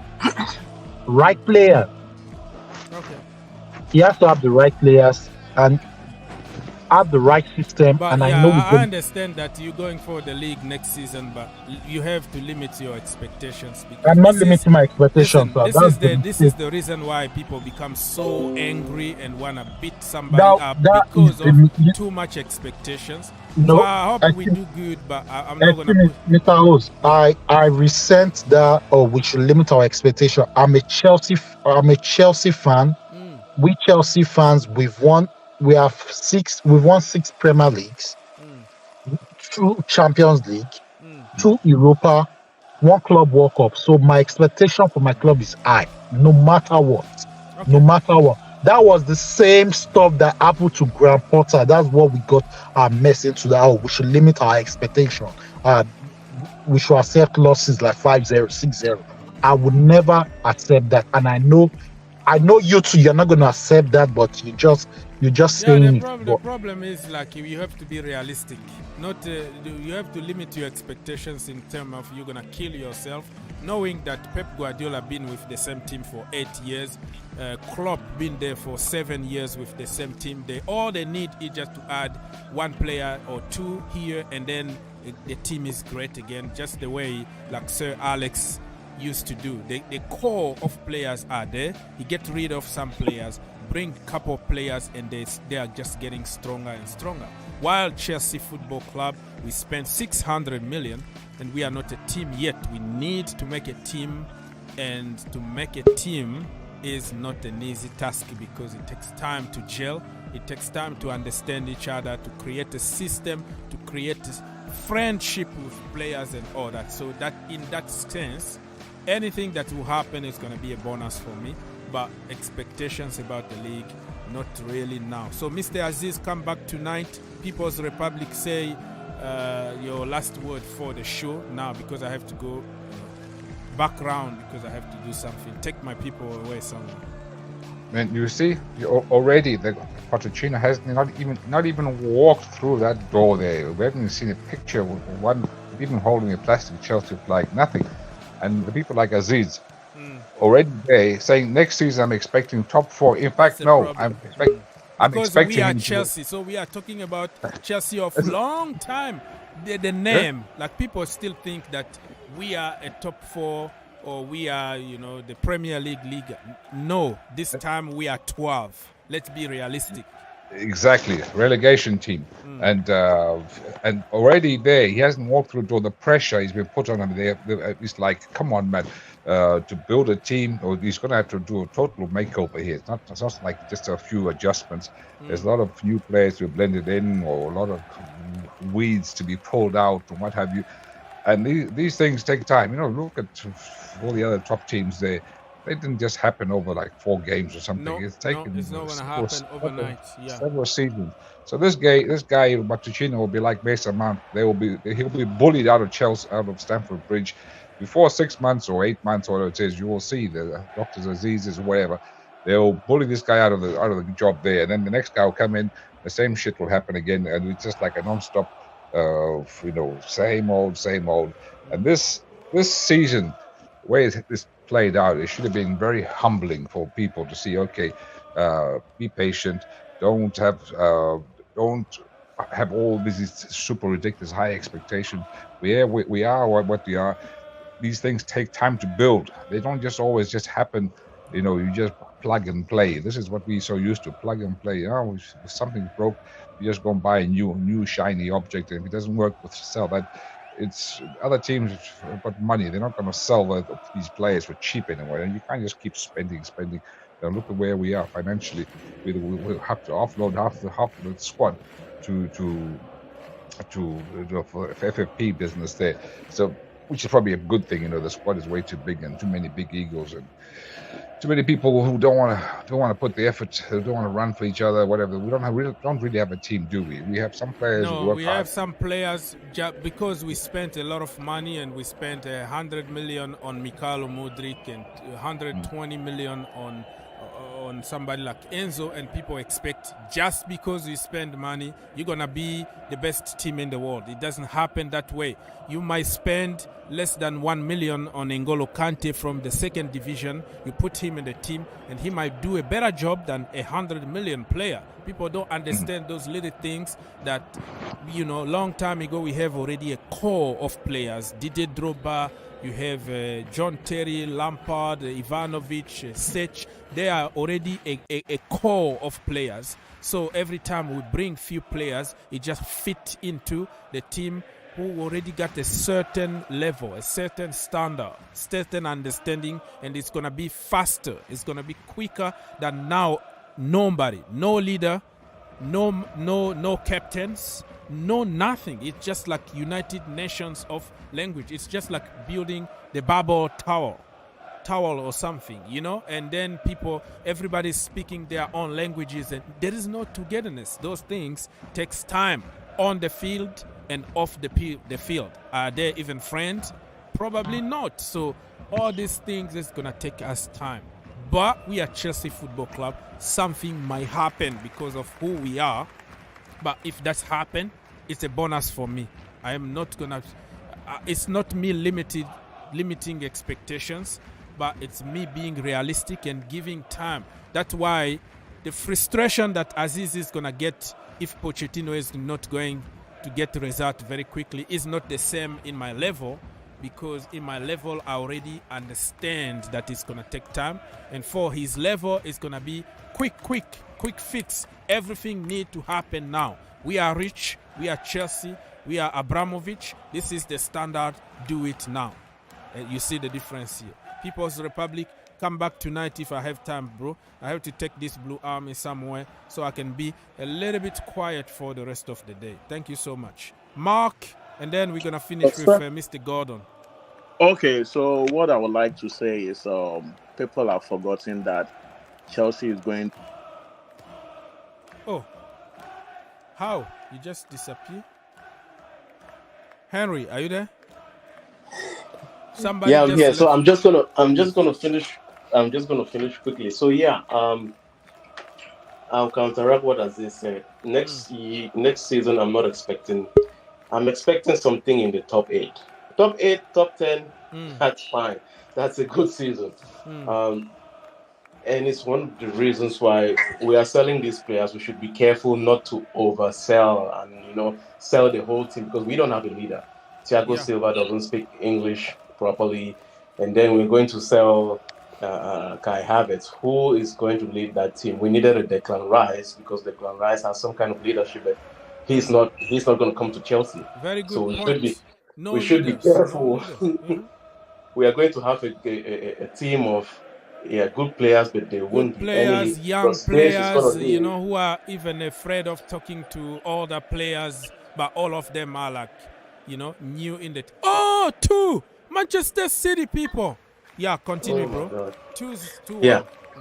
Yeah, so that's it. And Pochettino, I don't have any expectation from him. But even though, as a Chelsea fan, I've already reserved some criticism here for you, Oaks, that if he fails, I'm going to say, Oaks wanted this guy, even though you had said you don't want him. You didn't want him in the first place, but I'm going to come after you. So that's the Chelsea fan in me. Yeah, that's the problem, man. You understand? You got it, bro. You got it. So Gundogan with the second goal. My brother Henry, come back tonight, and Mark, you to finish. I will continue at the back room, right? I will put the graphic and commentary so I can have time to go drop my army. When I come back, I might continue, after the game, or probably organize another show tonight. Mark. Yes, sir. So what I would like to say is, as I was saying, Chelsea is going through a lot of transition, and we've not have a smooth transition. This should have happened back in 2019, but for some reason, all the boys we brought in to, replace the older guys are being criticized, especially by Chelsea fans, which is making the transition so difficult. Right now, the only oldest player who has been at Chelsea Football Club for a very long time is Azpilicueta, and most of them who came later are likely to go. The likes of Kovacic, Pulisic, ZH, and all those. So we are going to start a new chapter. All our Chelsea fans is to be very, very restrained about some of their criticism. It's good to criticize though, but sometimes you have to be a bit lenient. You have to come out with constructive criticism that will even motivate the boys to, bring out their best. You have to look at situation why people act the way they act. I guess some of the boys that they are criticizing wouldn't come to Chelsea just to mess up. They would like to defend the crest, but for some conditions and some situations, they are finding it difficult. That's why we are called supporters. That's when we need to support them, give them the necessary support they need. And I guess they can do a lot of good job. And I think sometimes you see a lot of players coming out from nowhere. They buy them cheap from South America, from Africa, and when Chelsea go over there, the price, just shoot up. So I will urge Chelsea board. Why don't you monitor some of these leagues? Go and, hunt for talent. Somebody like Caicedo could have been rejected by Chelsea some years back, but look at him right now at the Premier League. Go to Ecuador, go to Brazil. I bet you I was at the favela in Brazil, and if you see talents over there, young boys, they are not being exposed to any manager or to any club. And I think they have one club. I think I've forgotten the club. They are very close to the favela. And that's where they get some of their players. A very big place with a lot of talent. Just go out there. Yeah, I think it gives me a little hope for the future, because when I see us going for Whisper Richard from Jamaica, when I see us now going for Andrew Santos, from Vasco da Gama, I have hope. Now we have somebody called Kendry Pius. I think they are already working on those low-key, low-profile players. We're not going to buy 50 of them at the same time, but I think with the multi-club model... If you go out there are so many talents. There are so many when of I was them. there, I saw these young guys. When they are juggling with the ball, I say, wow. So who is going to expose this boy to the limelight? Nobody. So what I will urge them to do is go on the street, go everywhere, bring the young boys. I think we are doing it already, and I guess it's going to be fruitful in the future. So I would like to urge all Chelsea fans to exercise patience. There will be a new generation and there will be a better club for us. Nobody should just rush in making a lot of talks and a lot of criticism about these boys. These boys are here to help us, so we should be lenient on them. And I guess in the upcoming season, I'm not expecting too much, but I know there will be sanity in the football club. Everybody should enjoy their weekend. All right, my brother, come back again tonight or tomorrow. I don't know when. Everybody, you're going to continue to listening, watching the game here in the channel. I'll be in the background, of course, and have to drive 5 minutes away to drop my people and come back here. I might go live again, I might open the phone again in a little while. So stay tuned. Support the channel, like, subscribe, and all the good stuff. You know what I mean? So far, Manchester City are leading 2-1. Wow. It's going to be very interesting.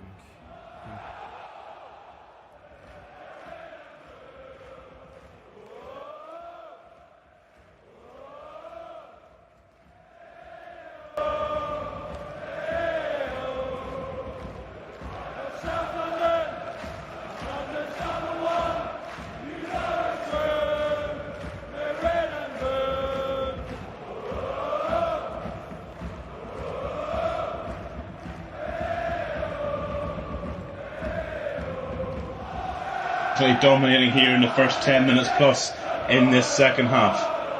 And now a corner in front of their fans. Both teams, I'll say, attacking towards the end that their fans are housed. So we are right-footed out-swinging corner here from De Bruyne. There's Erling Haaland in there. He's been quiet. Too quiet, perhaps. In it comes. Oh, good header away by Eriksson. Poor delivery really for his standards by De Bruyne. Walker will pick it up again in the centre circle. Still in the shadow, so the shadow now cover about 45% of the pitch in the end that Manchester City are attacking into. Now here they are in the sunshine, midway inside their own half of Ruben Diaz. Here's the man of the hour, look at Gundogan. Surely Manchester City can't let him go. Chat of him going to Arsenal of all teams, the side that ran Manchester City closest for the title this year. But Gundogan just proving yet again today, wearing the captain's armband. Here he is now, is he going up the middle? No, he made a run there and Rodri dummied him but didn't pass it to him. Grealish now on the left hand side. Hassled there by Casemiro, good challenge by him, and Wan-Bissaka can come away down the right hand side. Rashford now over halfway to Casemiro. Casemiro back into the middle, finds Sancho it's Fernandes now. Fernandes out left, Luke Shaw in line with the edge of the penalty area in the bright sunlight on that left hand side for Manchester United. Those fans in red squinting and shielding their eyes, and Sancho gives it away to Akanji. He tries to dance away and does from Casemiro.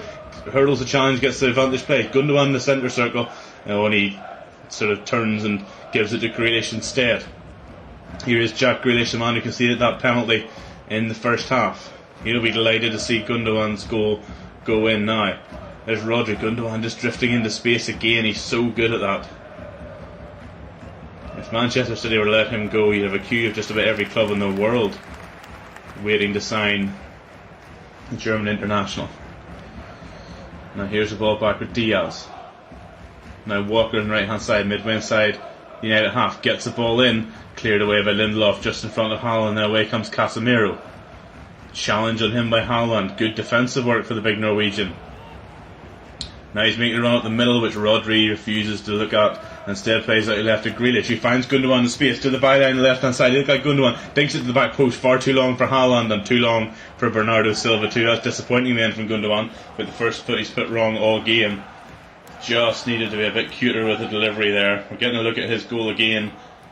De Bruyne's corner. He had to take a couple of back steps, and he doesn't strike it great at all. It doesn't need to be a great strike. David De Gea, as I say, he immediately turned round and looked at his defenders, perhaps saying they were blocking his view, but definitely questions will be asked of the United keeper for that one. Now it's a challenge won by Fred. Away comes Fernandes, clips it over halfway to nobody at all, and that's a throw in to Manchester City. United fans in that end, almost all resplendent in red, white and black bucket hats.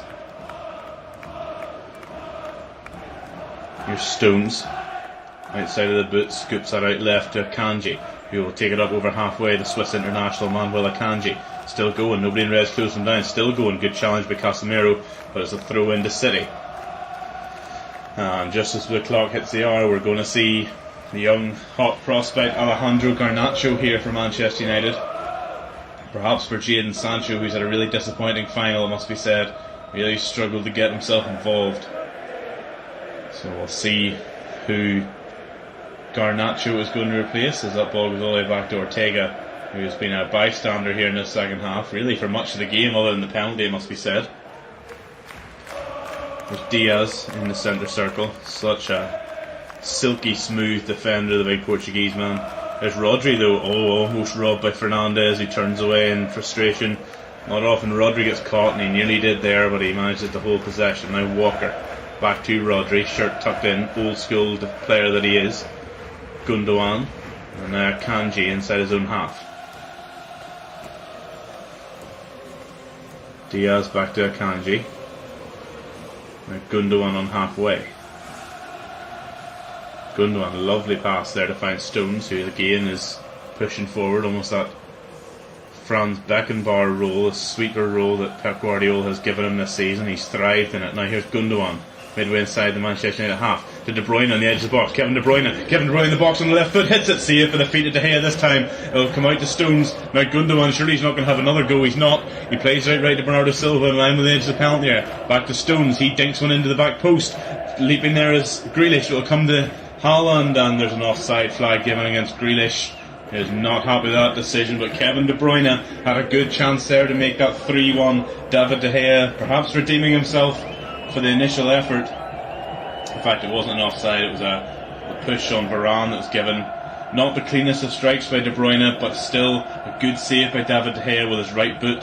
And here comes Alejandro Garnacho, the bleached blonde hair. Is he destined to be the hero? And it's going to be Christian Eriksen who replaces Sir Erik ten Hag. Is going to keep Sancho on and bring on Garnacho here just after the hour mark. Eriksen, another one who's maybe struggled to implement himself on this final. A lot of football bypassing the Manchester United midfield, and Eriksen, who has been so good for Erik ten Hag's side this year, will be withdrawn here after 62 minutes. So an interesting point here to make, a stat that was alerted to me yesterday, is that even if Manchester City do go on to win this now, they have missed out on a bit of history that has stood for over 120 years, and that is to win the FA Cup without conceding a goal the whole way through. Now, I would need to have a look at the stats to see if that counts for goals from open play, perhaps, I'm not sure. But on their way to the final, of course, they defeated Chelsea 4-0, Arsenal 1-0, Bristol City 3-0, Burnley 6-0, and in the semi-final here at Wembley, Sheffield United 3-0. The last team to go all the way to win an FA Cup without conceding a goal was another side from around Greater Manchester. That was Bury back in 1903. The only other side to do that, Preston, in 1889. So City perhaps missing out on a little bit of history there. I'm not sure if even they were aware of that one, but as I said, maybe they might just count it if there's no other goals scored. Now here Stones has got, oh dear, well, I said he's got room for a shot there, but he glazed it well over the bar, and while he may be being transformed into a sweeper, role defender, midfielder, striker, I'm sure he is not. But 64 minutes gone at Wembley. Manchester City 2, Manchester United 1. An absolute firecracker of a final, as expected. Ilkay Gundogan setting a new record for earliest goal in an FA Cup final, less than 15 seconds, when he smashed an inch-perfect volley on the right foot past a prone David De Gea. Manchester United equalising through Bruno Fernandes' penalty. It was given after VAR for a handball against Jack Grealish. But 5 minutes into the second half, Gundogan with another volley from the edge of the box, this time with his left foot, certainly nowhere near as truly struck. David De Gea perhaps should have done better with it, but the ball ended up nestling in the bottom corner, and that is the difference between the two sides. Header well won there by Diaz, and De Bruyne is going to bring it down. Plays a nice header 1-2 with Haaland, but Varane intercepts.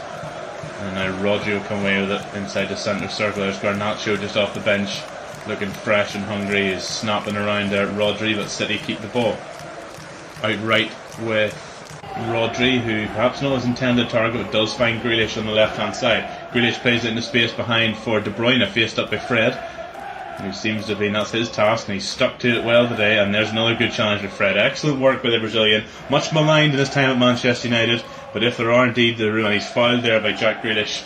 So free kick to Manchester United midway inside their own half. As same with Fred, rumours that he may be leaving. Destinations is Fulham on his list, with the rumours of Mason Mount perhaps joining Manchester United. Fred could be the odd one out. Now there's a good long ball forward looking for Rashford. Is he going to get there? Oh, almost. Ortega really coolly and calmly just let that one drop into his gloves. I thought for a second Rashford was going to beat him to it, but in fact it wouldn't have mattered anyway, as the free kick is going to have to be retaken here anyway. Mason Mount, one of those names linked with Manchester United. If rumours to be believed, personal terms are agreed between United and the Chelsea midfielder. Another man who is rumoured to be almost in the entrance door at Carrington is the Serie A winning centre-half, South Korean international Kim Min-jae, who also apparently has agreed personal terms. That'll be a fantastic signing for Manchester United, as Diaz will have a heavy touch, but Fernandes can't react in time. Walker now back to Ortega, but a great signing for United, but also could be that final death knell for Harry Maguire's Manchester United career. Another man linked heavily is the young Danish striker Atalanta Rasmus Højlund, That's something that United have lacked this season. Marcus Rashford has 30 goals, but outside of him, goals that aren't always easy to come by. Garnacho just bullied off that ball by John Stones, truthfully. And now away comes City with Gundogan. Midway inside the 8 half now has Haaland making a run ahead of him. Grealish in support to his left. Rodri was in support, but then stopped and bent over with his hands on his knees. I don't know whether he's just absolutely glowing with the pace of this final, or perhaps he's picked up a bit of a knock. Here he is on the ball now. Pace of play has slowed somewhat here in the past few minutes. Perhaps the heat and the occasion and everything is just getting to these players. They're professional athletes, but they're still human after all. The adrenaline must have been pumping through their veins before this game and during it.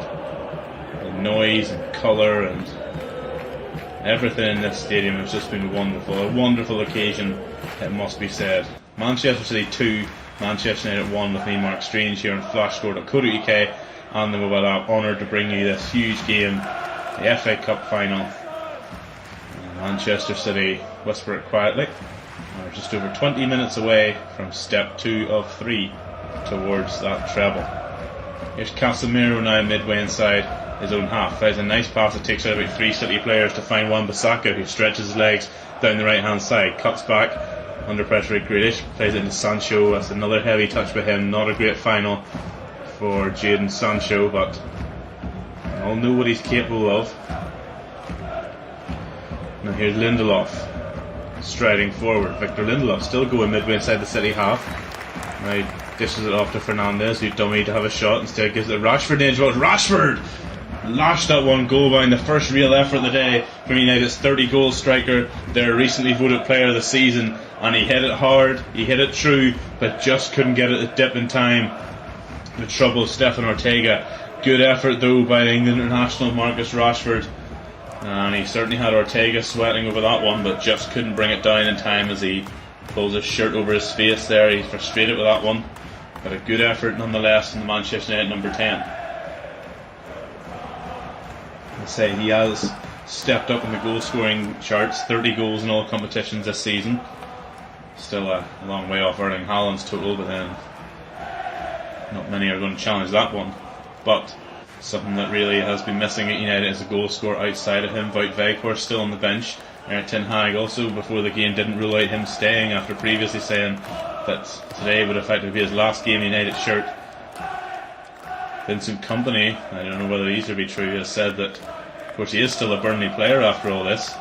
Started the season in Turkey at Besiktas and then joined United in January, but he is still a Burnley player, and on their promotion to the Premier League, Vincent Kompany has apparently been trying to contact him about sounding him out about coming back, as there's an overhit pass with Stones looking for Bernardo Silva, and that's a throw to United in line with the edge of the penalty area. Get another look at this Gundogan strike. Maybe even take a nick off Wan-Bissaka on the way through, I'm not sure, but whatever it is,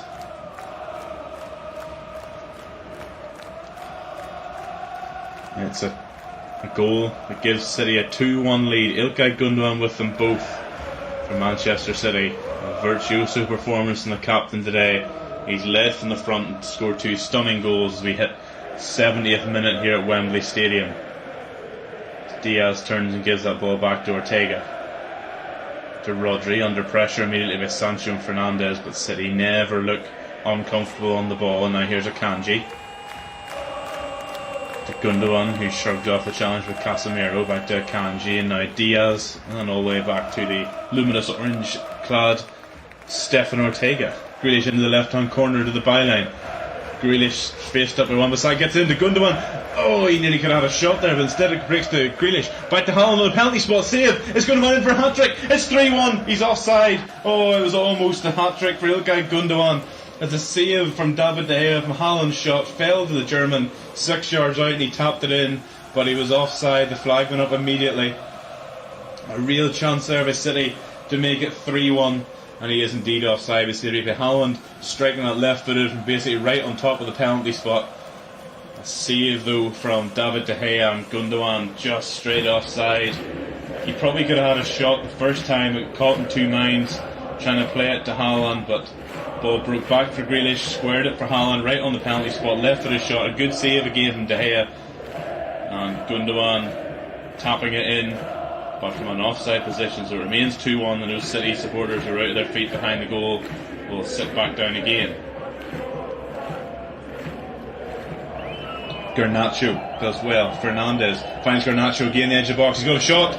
Oh, goodness me. Head and hands from the out fans behind the goal. Alejandro Garnacho, what an effort from the young Argentinian, curling that one towards Stefan Ortega's left hand corner of his goal.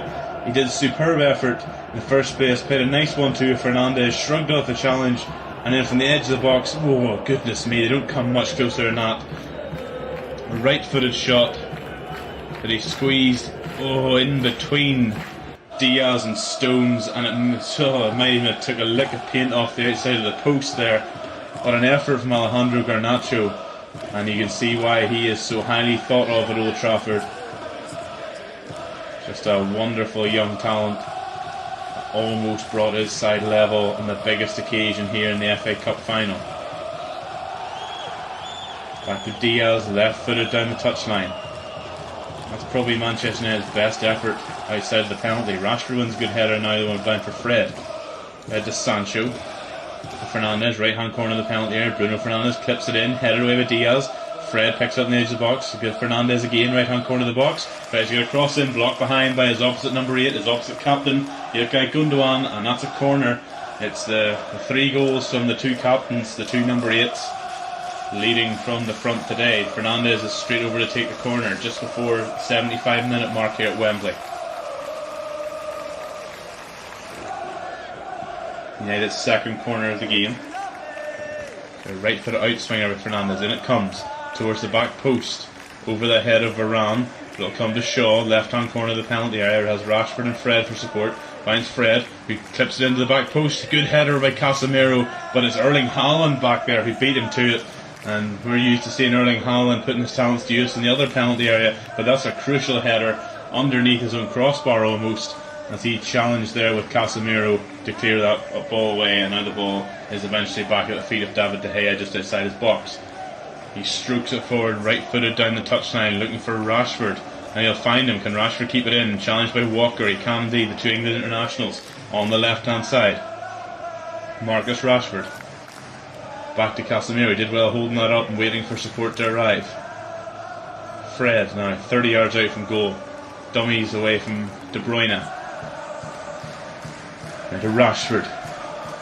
Rashford, nice slide rule pass, finds Sancho in space in the box. Now Fred looking for Fernandez, bobbles around, in the end Ruben Diaz gets away, only as far as Casemiro, takes it in the chest, good block by Grealish, as Casemiro is winding up for a shot there. Brave from the England international to put his body on the line there. Now the ball back with Lindelof. We played 75 minutes here, and interestingly, in a cup final, the adrenaline flowing, the heat down there on the pitch here in a sunny June day at Wembley. Only one sub, and it's this man, Alejandro Garnacho, away down the left hand side now. Finds Casemiro, who finds Garnacho again, left hand corner of the penalty. A wonderful run from Argentina, a couple of step overs on his right foot, good block, and it'll come out then to Casemiro. Now Fernandez, one dink in for Fernandez again, for Garnacho, sorry, away by Walker, and was that a free kick given against United? I'm not quite sure what for. I think it might have been an offside given there.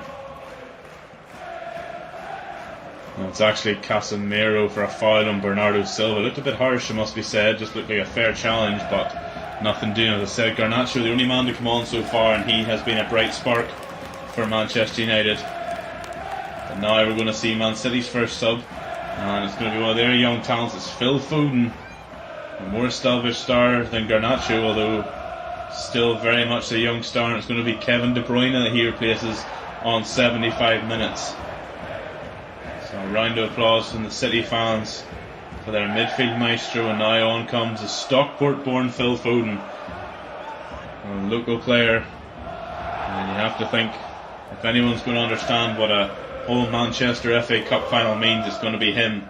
And he is on here as we hit the 76-minute mark for Kevin De Bruyne. Now Stefan Ortega is out of his box here to take that free kick. Not exactly hurrying himself, but we're also getting a look down there at Wout Weghorst, dousing himself in water before going out onto the pitch. So whether this is his last hurrah for Manchester United, he's going to get a go for the last 15 minutes We're just under 15 minutes really. As United are going to go gung-ho for this here for the last portion of this game. He will certainly bring something new for the City defence, something for them to deal with. As Walker now midway inside this United half has a throw-in. Creeping down the touchline as always.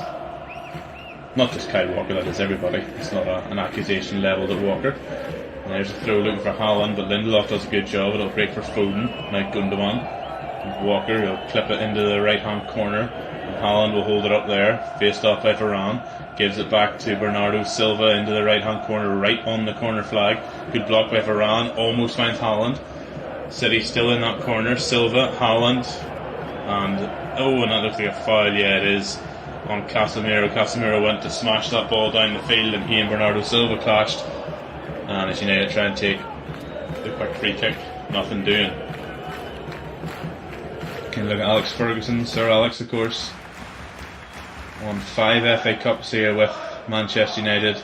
That famous one 1989 as Wout Weghorst is now on here for Jadon Sancho. I thought Sancho might have gone off earlier. He's struggled to get involved in this game. It's been a bit of a mark of his season. Now he's gone. I would assume that would mean Marcus Rashford will move out onto the right wing, perhaps left wing, and Weghorst up top. There's Wan-Bissaka to Fernandes. Good challenge by Akanji. And now Grealish wins it back well, steals it off Wan-Bissaka. Down the touchline now, Grealish can turn and spin away from Wan-Bissaka. That's Fred actually, and Fred brings him down. That's going to be a yellow card. That's about a clear professional foul as they come.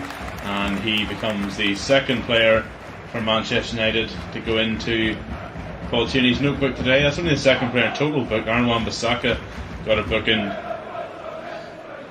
at the end of the first half, and now after 78 minutes Fred joins him.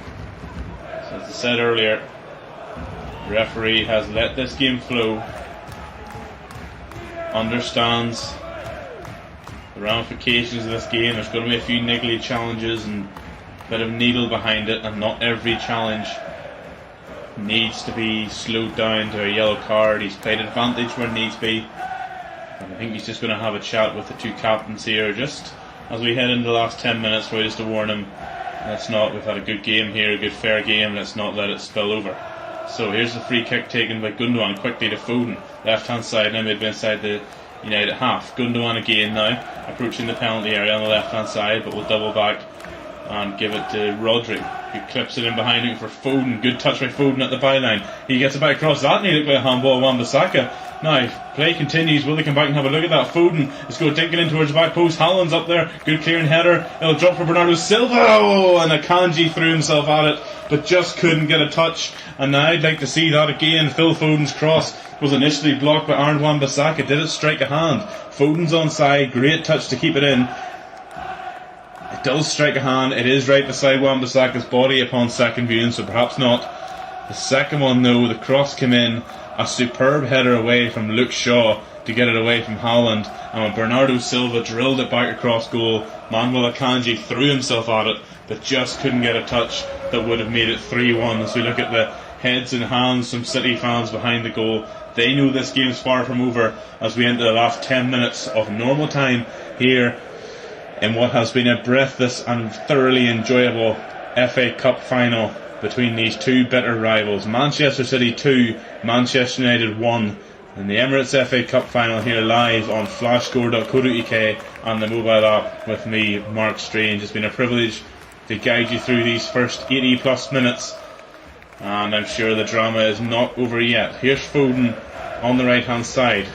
Got a foul with Fred. He'll need to be careful now. I haven't picked up a booking.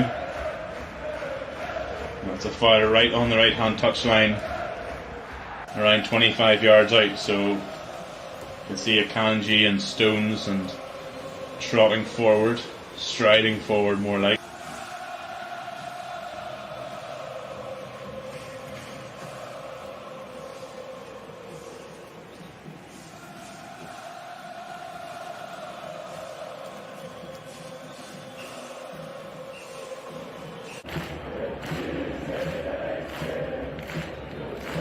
It'll be a yellow card actually here for Stefan Ortega for a little bit of time wasting there at that previous free kick. So he's the first City player to go into the book. So here's the free kick now for City. Taken quickly by Foden to Silva. Back to Foden. Right hand corner of the penalty area. Plays it into Gundogan but too long, and that City move from the training ground comes in nothing, and Pep Guardiola hunched over. Looks so deflated by that. Must be so frustrating to work on that throughout the whole week, and then for it just to go up like that. But he looked like he'd just seen a ghost. Casemiro, nice ball forward to Weghorst, who's offside. First touch from the big Dutchman, but he's offside. And now here's another Manchester United sub preparing to come on here. And we'll see who that is. It's not really clear who it is. It's going to be Scott McTominay, goes on for Victor Lindelof. So McTominay, a midfielder by trade, but often plays centre half, particularly for his country Scotland. So will he drop into a back four, or will he perhaps occupy a John Stones type role of a bit of a sweeper roamer between defence and midfield? We've also got like Casemiro and Fred who are giving slotting in defensive need space. So here's Haaland on the edge of the box. Haaland, lovely footwork. Oh, and he almost got through. It was a lucky bounce in the end. He danced his way through, and then with the challenge from Varane, the ball rebounded off his shins and just past the post. That would have been highly unfortunate if that one had gone in. And of his 52 goals, would have been 53. That probably would have been the most fortunate of the lot, as Varane put his leg out, the ball deflected off Haaland, in the end just spun away from De Gea's goal. Weghorst wins the header, but Walker will beat Garnacho to the loose ball. But Garnacho forces Walker to play it, and that's out for a throw-in. So good hustling there by the young Argentinian. And he takes a throw-in himself to Fred. And now Shaw. Nice touch from Garnacho again, but well read there by Rodri to get a foot in. Varane will have to recycle here for United. And Wan-Bissaka, still not overly clear whether McTominay is. It looks like he's going to play more of a midfield role, so perhaps United drop into a bit of an unorthodox back three with Wan-Bissaka, Varane and Shaw. Now here's a loose ball that's fallen for Gundogan on the left hand side. It's McTominay straight over there. Rodri. McTominay is another man being linked elsewhere. Newcastle among those interested in him, but of course this time of year, if you believed every rumour, there could be left. Now here's the ball back to Walker just in front of halfway. Dinked over the top there by Bernardo Silva looking for Foden, and they challenge with Shaw, and it's going to be a throw in to United, much to Bernardo Silva's dismay. So just over 5 minutes of normal time left as both managers are urging their sides. Erik ten Hag urging his side forward, Guardiola urging his side to keep their heads. Weghorst, nice pass there out left to find McTominay. Now Rashford, he had Fernandes in space, just couldn't find him. It breaks for McTominay again, he gives it to Garnacho, left hand corner of the penalty area. Rashford into the box, Marcus Rashford crowded out by three blue shirts, and away comes City, but Gundogan can't get it clear, and it's Shaw left hand side to Garnacho now. Garnacho, nice step over, gets himself to the byline. Alejandro Garnacho's in the penalty area, blocked behind for a goal kick. The last touch came off the young Manchester United star, and he thought he'd won inside a corner, but he has been really, really good, really positive. A real old school forward is Alejandro Garnacho, head down and runs hard at defenders, and you know there's still a lot to be said for that. Defenders don't like players just running straight at them, and that's exactly what Garnacho does. He is old school in the best way, but that one's unfortunate for him, deflected off of him last. There's a goal kick to be taken here by Stefan Ortega as Ruben Diaz and John Stones have a conversation as they walk forward up the pitch. Ortega to Haaland, not one of his busier games, but he's still, even when he's not scoring goals, he's still creating the nuisance of himself up there. As Rodri sends that one down the touchline, but too long for Haaland, and De Gea will claim it, and he immediately bowls it out. It was actually I think it was an offside, in fact. So a free kick to be taken here by United by Shaw. So we've got a look at fans on both sides. Nails will be bitten, pulses racing, hearts palpitating here for this last 3.5 minutes plus stoppage time. Can Manchester United get a goal to force us into extra time, or who knows, even more? Weghorst holds that up well. Rashford back to Weghorst. There's a shot. McTominay blocked by Rodri. Loops high up in the air. Fernandes can bring it down on the right hand side now. Fernandes faced up by Akanji. Goes back to Fred on the edge of the box. A robust game from him. Here's Rashford. Back to Shaw. Clips it in left footed to the back post. Fernandes in the right hand corner. Good touch by the Portuguese man. Faced up again by Akanji, who's stuck tight to him. Fernandes trying to twist and turn away from him. He does get across into the back post, but it's going to drift over everybody and out for a goal kick on the far side, much to Manchester City's relief there. This has been a stressful game that's written all over the faces of fans on both sides. It seems like an absolute lifetime ago that Ilkay Gundogan smashed home a volley from 15 seconds to give City the lead. Bruno Fernandes' penalty just after the half-hour mark was the equaliser, and then 5 minutes into the second half, Gundogan did it again on the volley at the far end. The first one was right foot, this one with his left, and that one ended up in the bottom corner despite David De Gea's best efforts, as that header goes back to Ortega, who will calmly collect it under pressure from Weghorst. As I think I saw Nathan Ake getting ready on the sideline, so perhaps Pep Guardiola just going to shore up his defence here for the remaining moments. Shaw collects a loose ball on the left hand side, midway inside his own half. Garnacho back to Shaw. Left footed pass looking for Fernandes, but Akanji reads it well. And now Grealish down that left hand side to Akanji, who plays it into Gundogan, who's in space midway inside the United half, has Haaland ahead of him. Grealish to his left, and he uses the England international. Gundogan making the run again. Gundogan's into the penalty area, to the byline. Gundogan back. Oh, and it's Foden who tried to get in there, but Shaw beat him to it, and it spins out of play for a throw-in. Superb tackle by Luke Shaw as Phil Foden was lurking, and had that one hit the back of the net, that was game over. As a lovely pass from Grealish to pick out the run of Gundogan, who's still running on full cylinders here, even after 89 minutes. And his square ball across was read by Luke Shaw, who gets it behind, or gets it away for a throw-in. And it's going to be Jack Grealish who's withdrawn for Nathan Ake for the last minutes here as we hit minute number 89. Grealish will walk behind the goal there and take in the applause of every single Manchester City fan as he makes his way back to the dugout. Casemiro will volley a clearance sort of away. Shaw completes the clearance. Garnacho and Silva battling, and it'll come to Varane inside the penalty area. We'll see in just a couple of seconds how many added minutes we'll have. Wan-Bissaka nips it off the toe of Akanji. Now the ball forward to Wan-Bissaka, who slides in there on Rodri, and it's going to be a free kick to United for a handball against Rodri. He's going to get a booking for it. Probably quite happy too, as the clock here is ticking into minute number 90. The fourth official's got the board in his hand. How long do United have to save this cup final, to take it to extra time, to stop Manchester City getting step 2 of 3 of the treble? That treble that United have only done in 1999. McTominay heads it back into the box there, and away, and it's Gundogan, of course it is. But Fred wins it back. Now Garnacho, left hand corner of the penalty area. Garnacho gets it across, well intercepted there by Akanji. And it drops for Fred, who gets the ball into the box. Good header away. It's Haaland again doing good defensive work. And Gundogan and Rodri hoofs it high up into the North London sky here. Foden brings it down with a nice touch, but Fernandes gets there first. We're going to have 4 minutes at a time. We're about 30 seconds into that now, as Foden catches Shaw with a late challenge.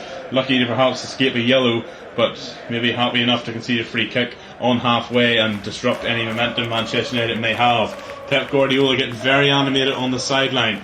Eric Ten Hag too, as those United fans, largely in red, a sea of red behind that goal and a sea of blue behind the other goal, strap themselves in for a nervous last 3 minutes here. Garnacho on the left hand side, line with the edge of the penalty area.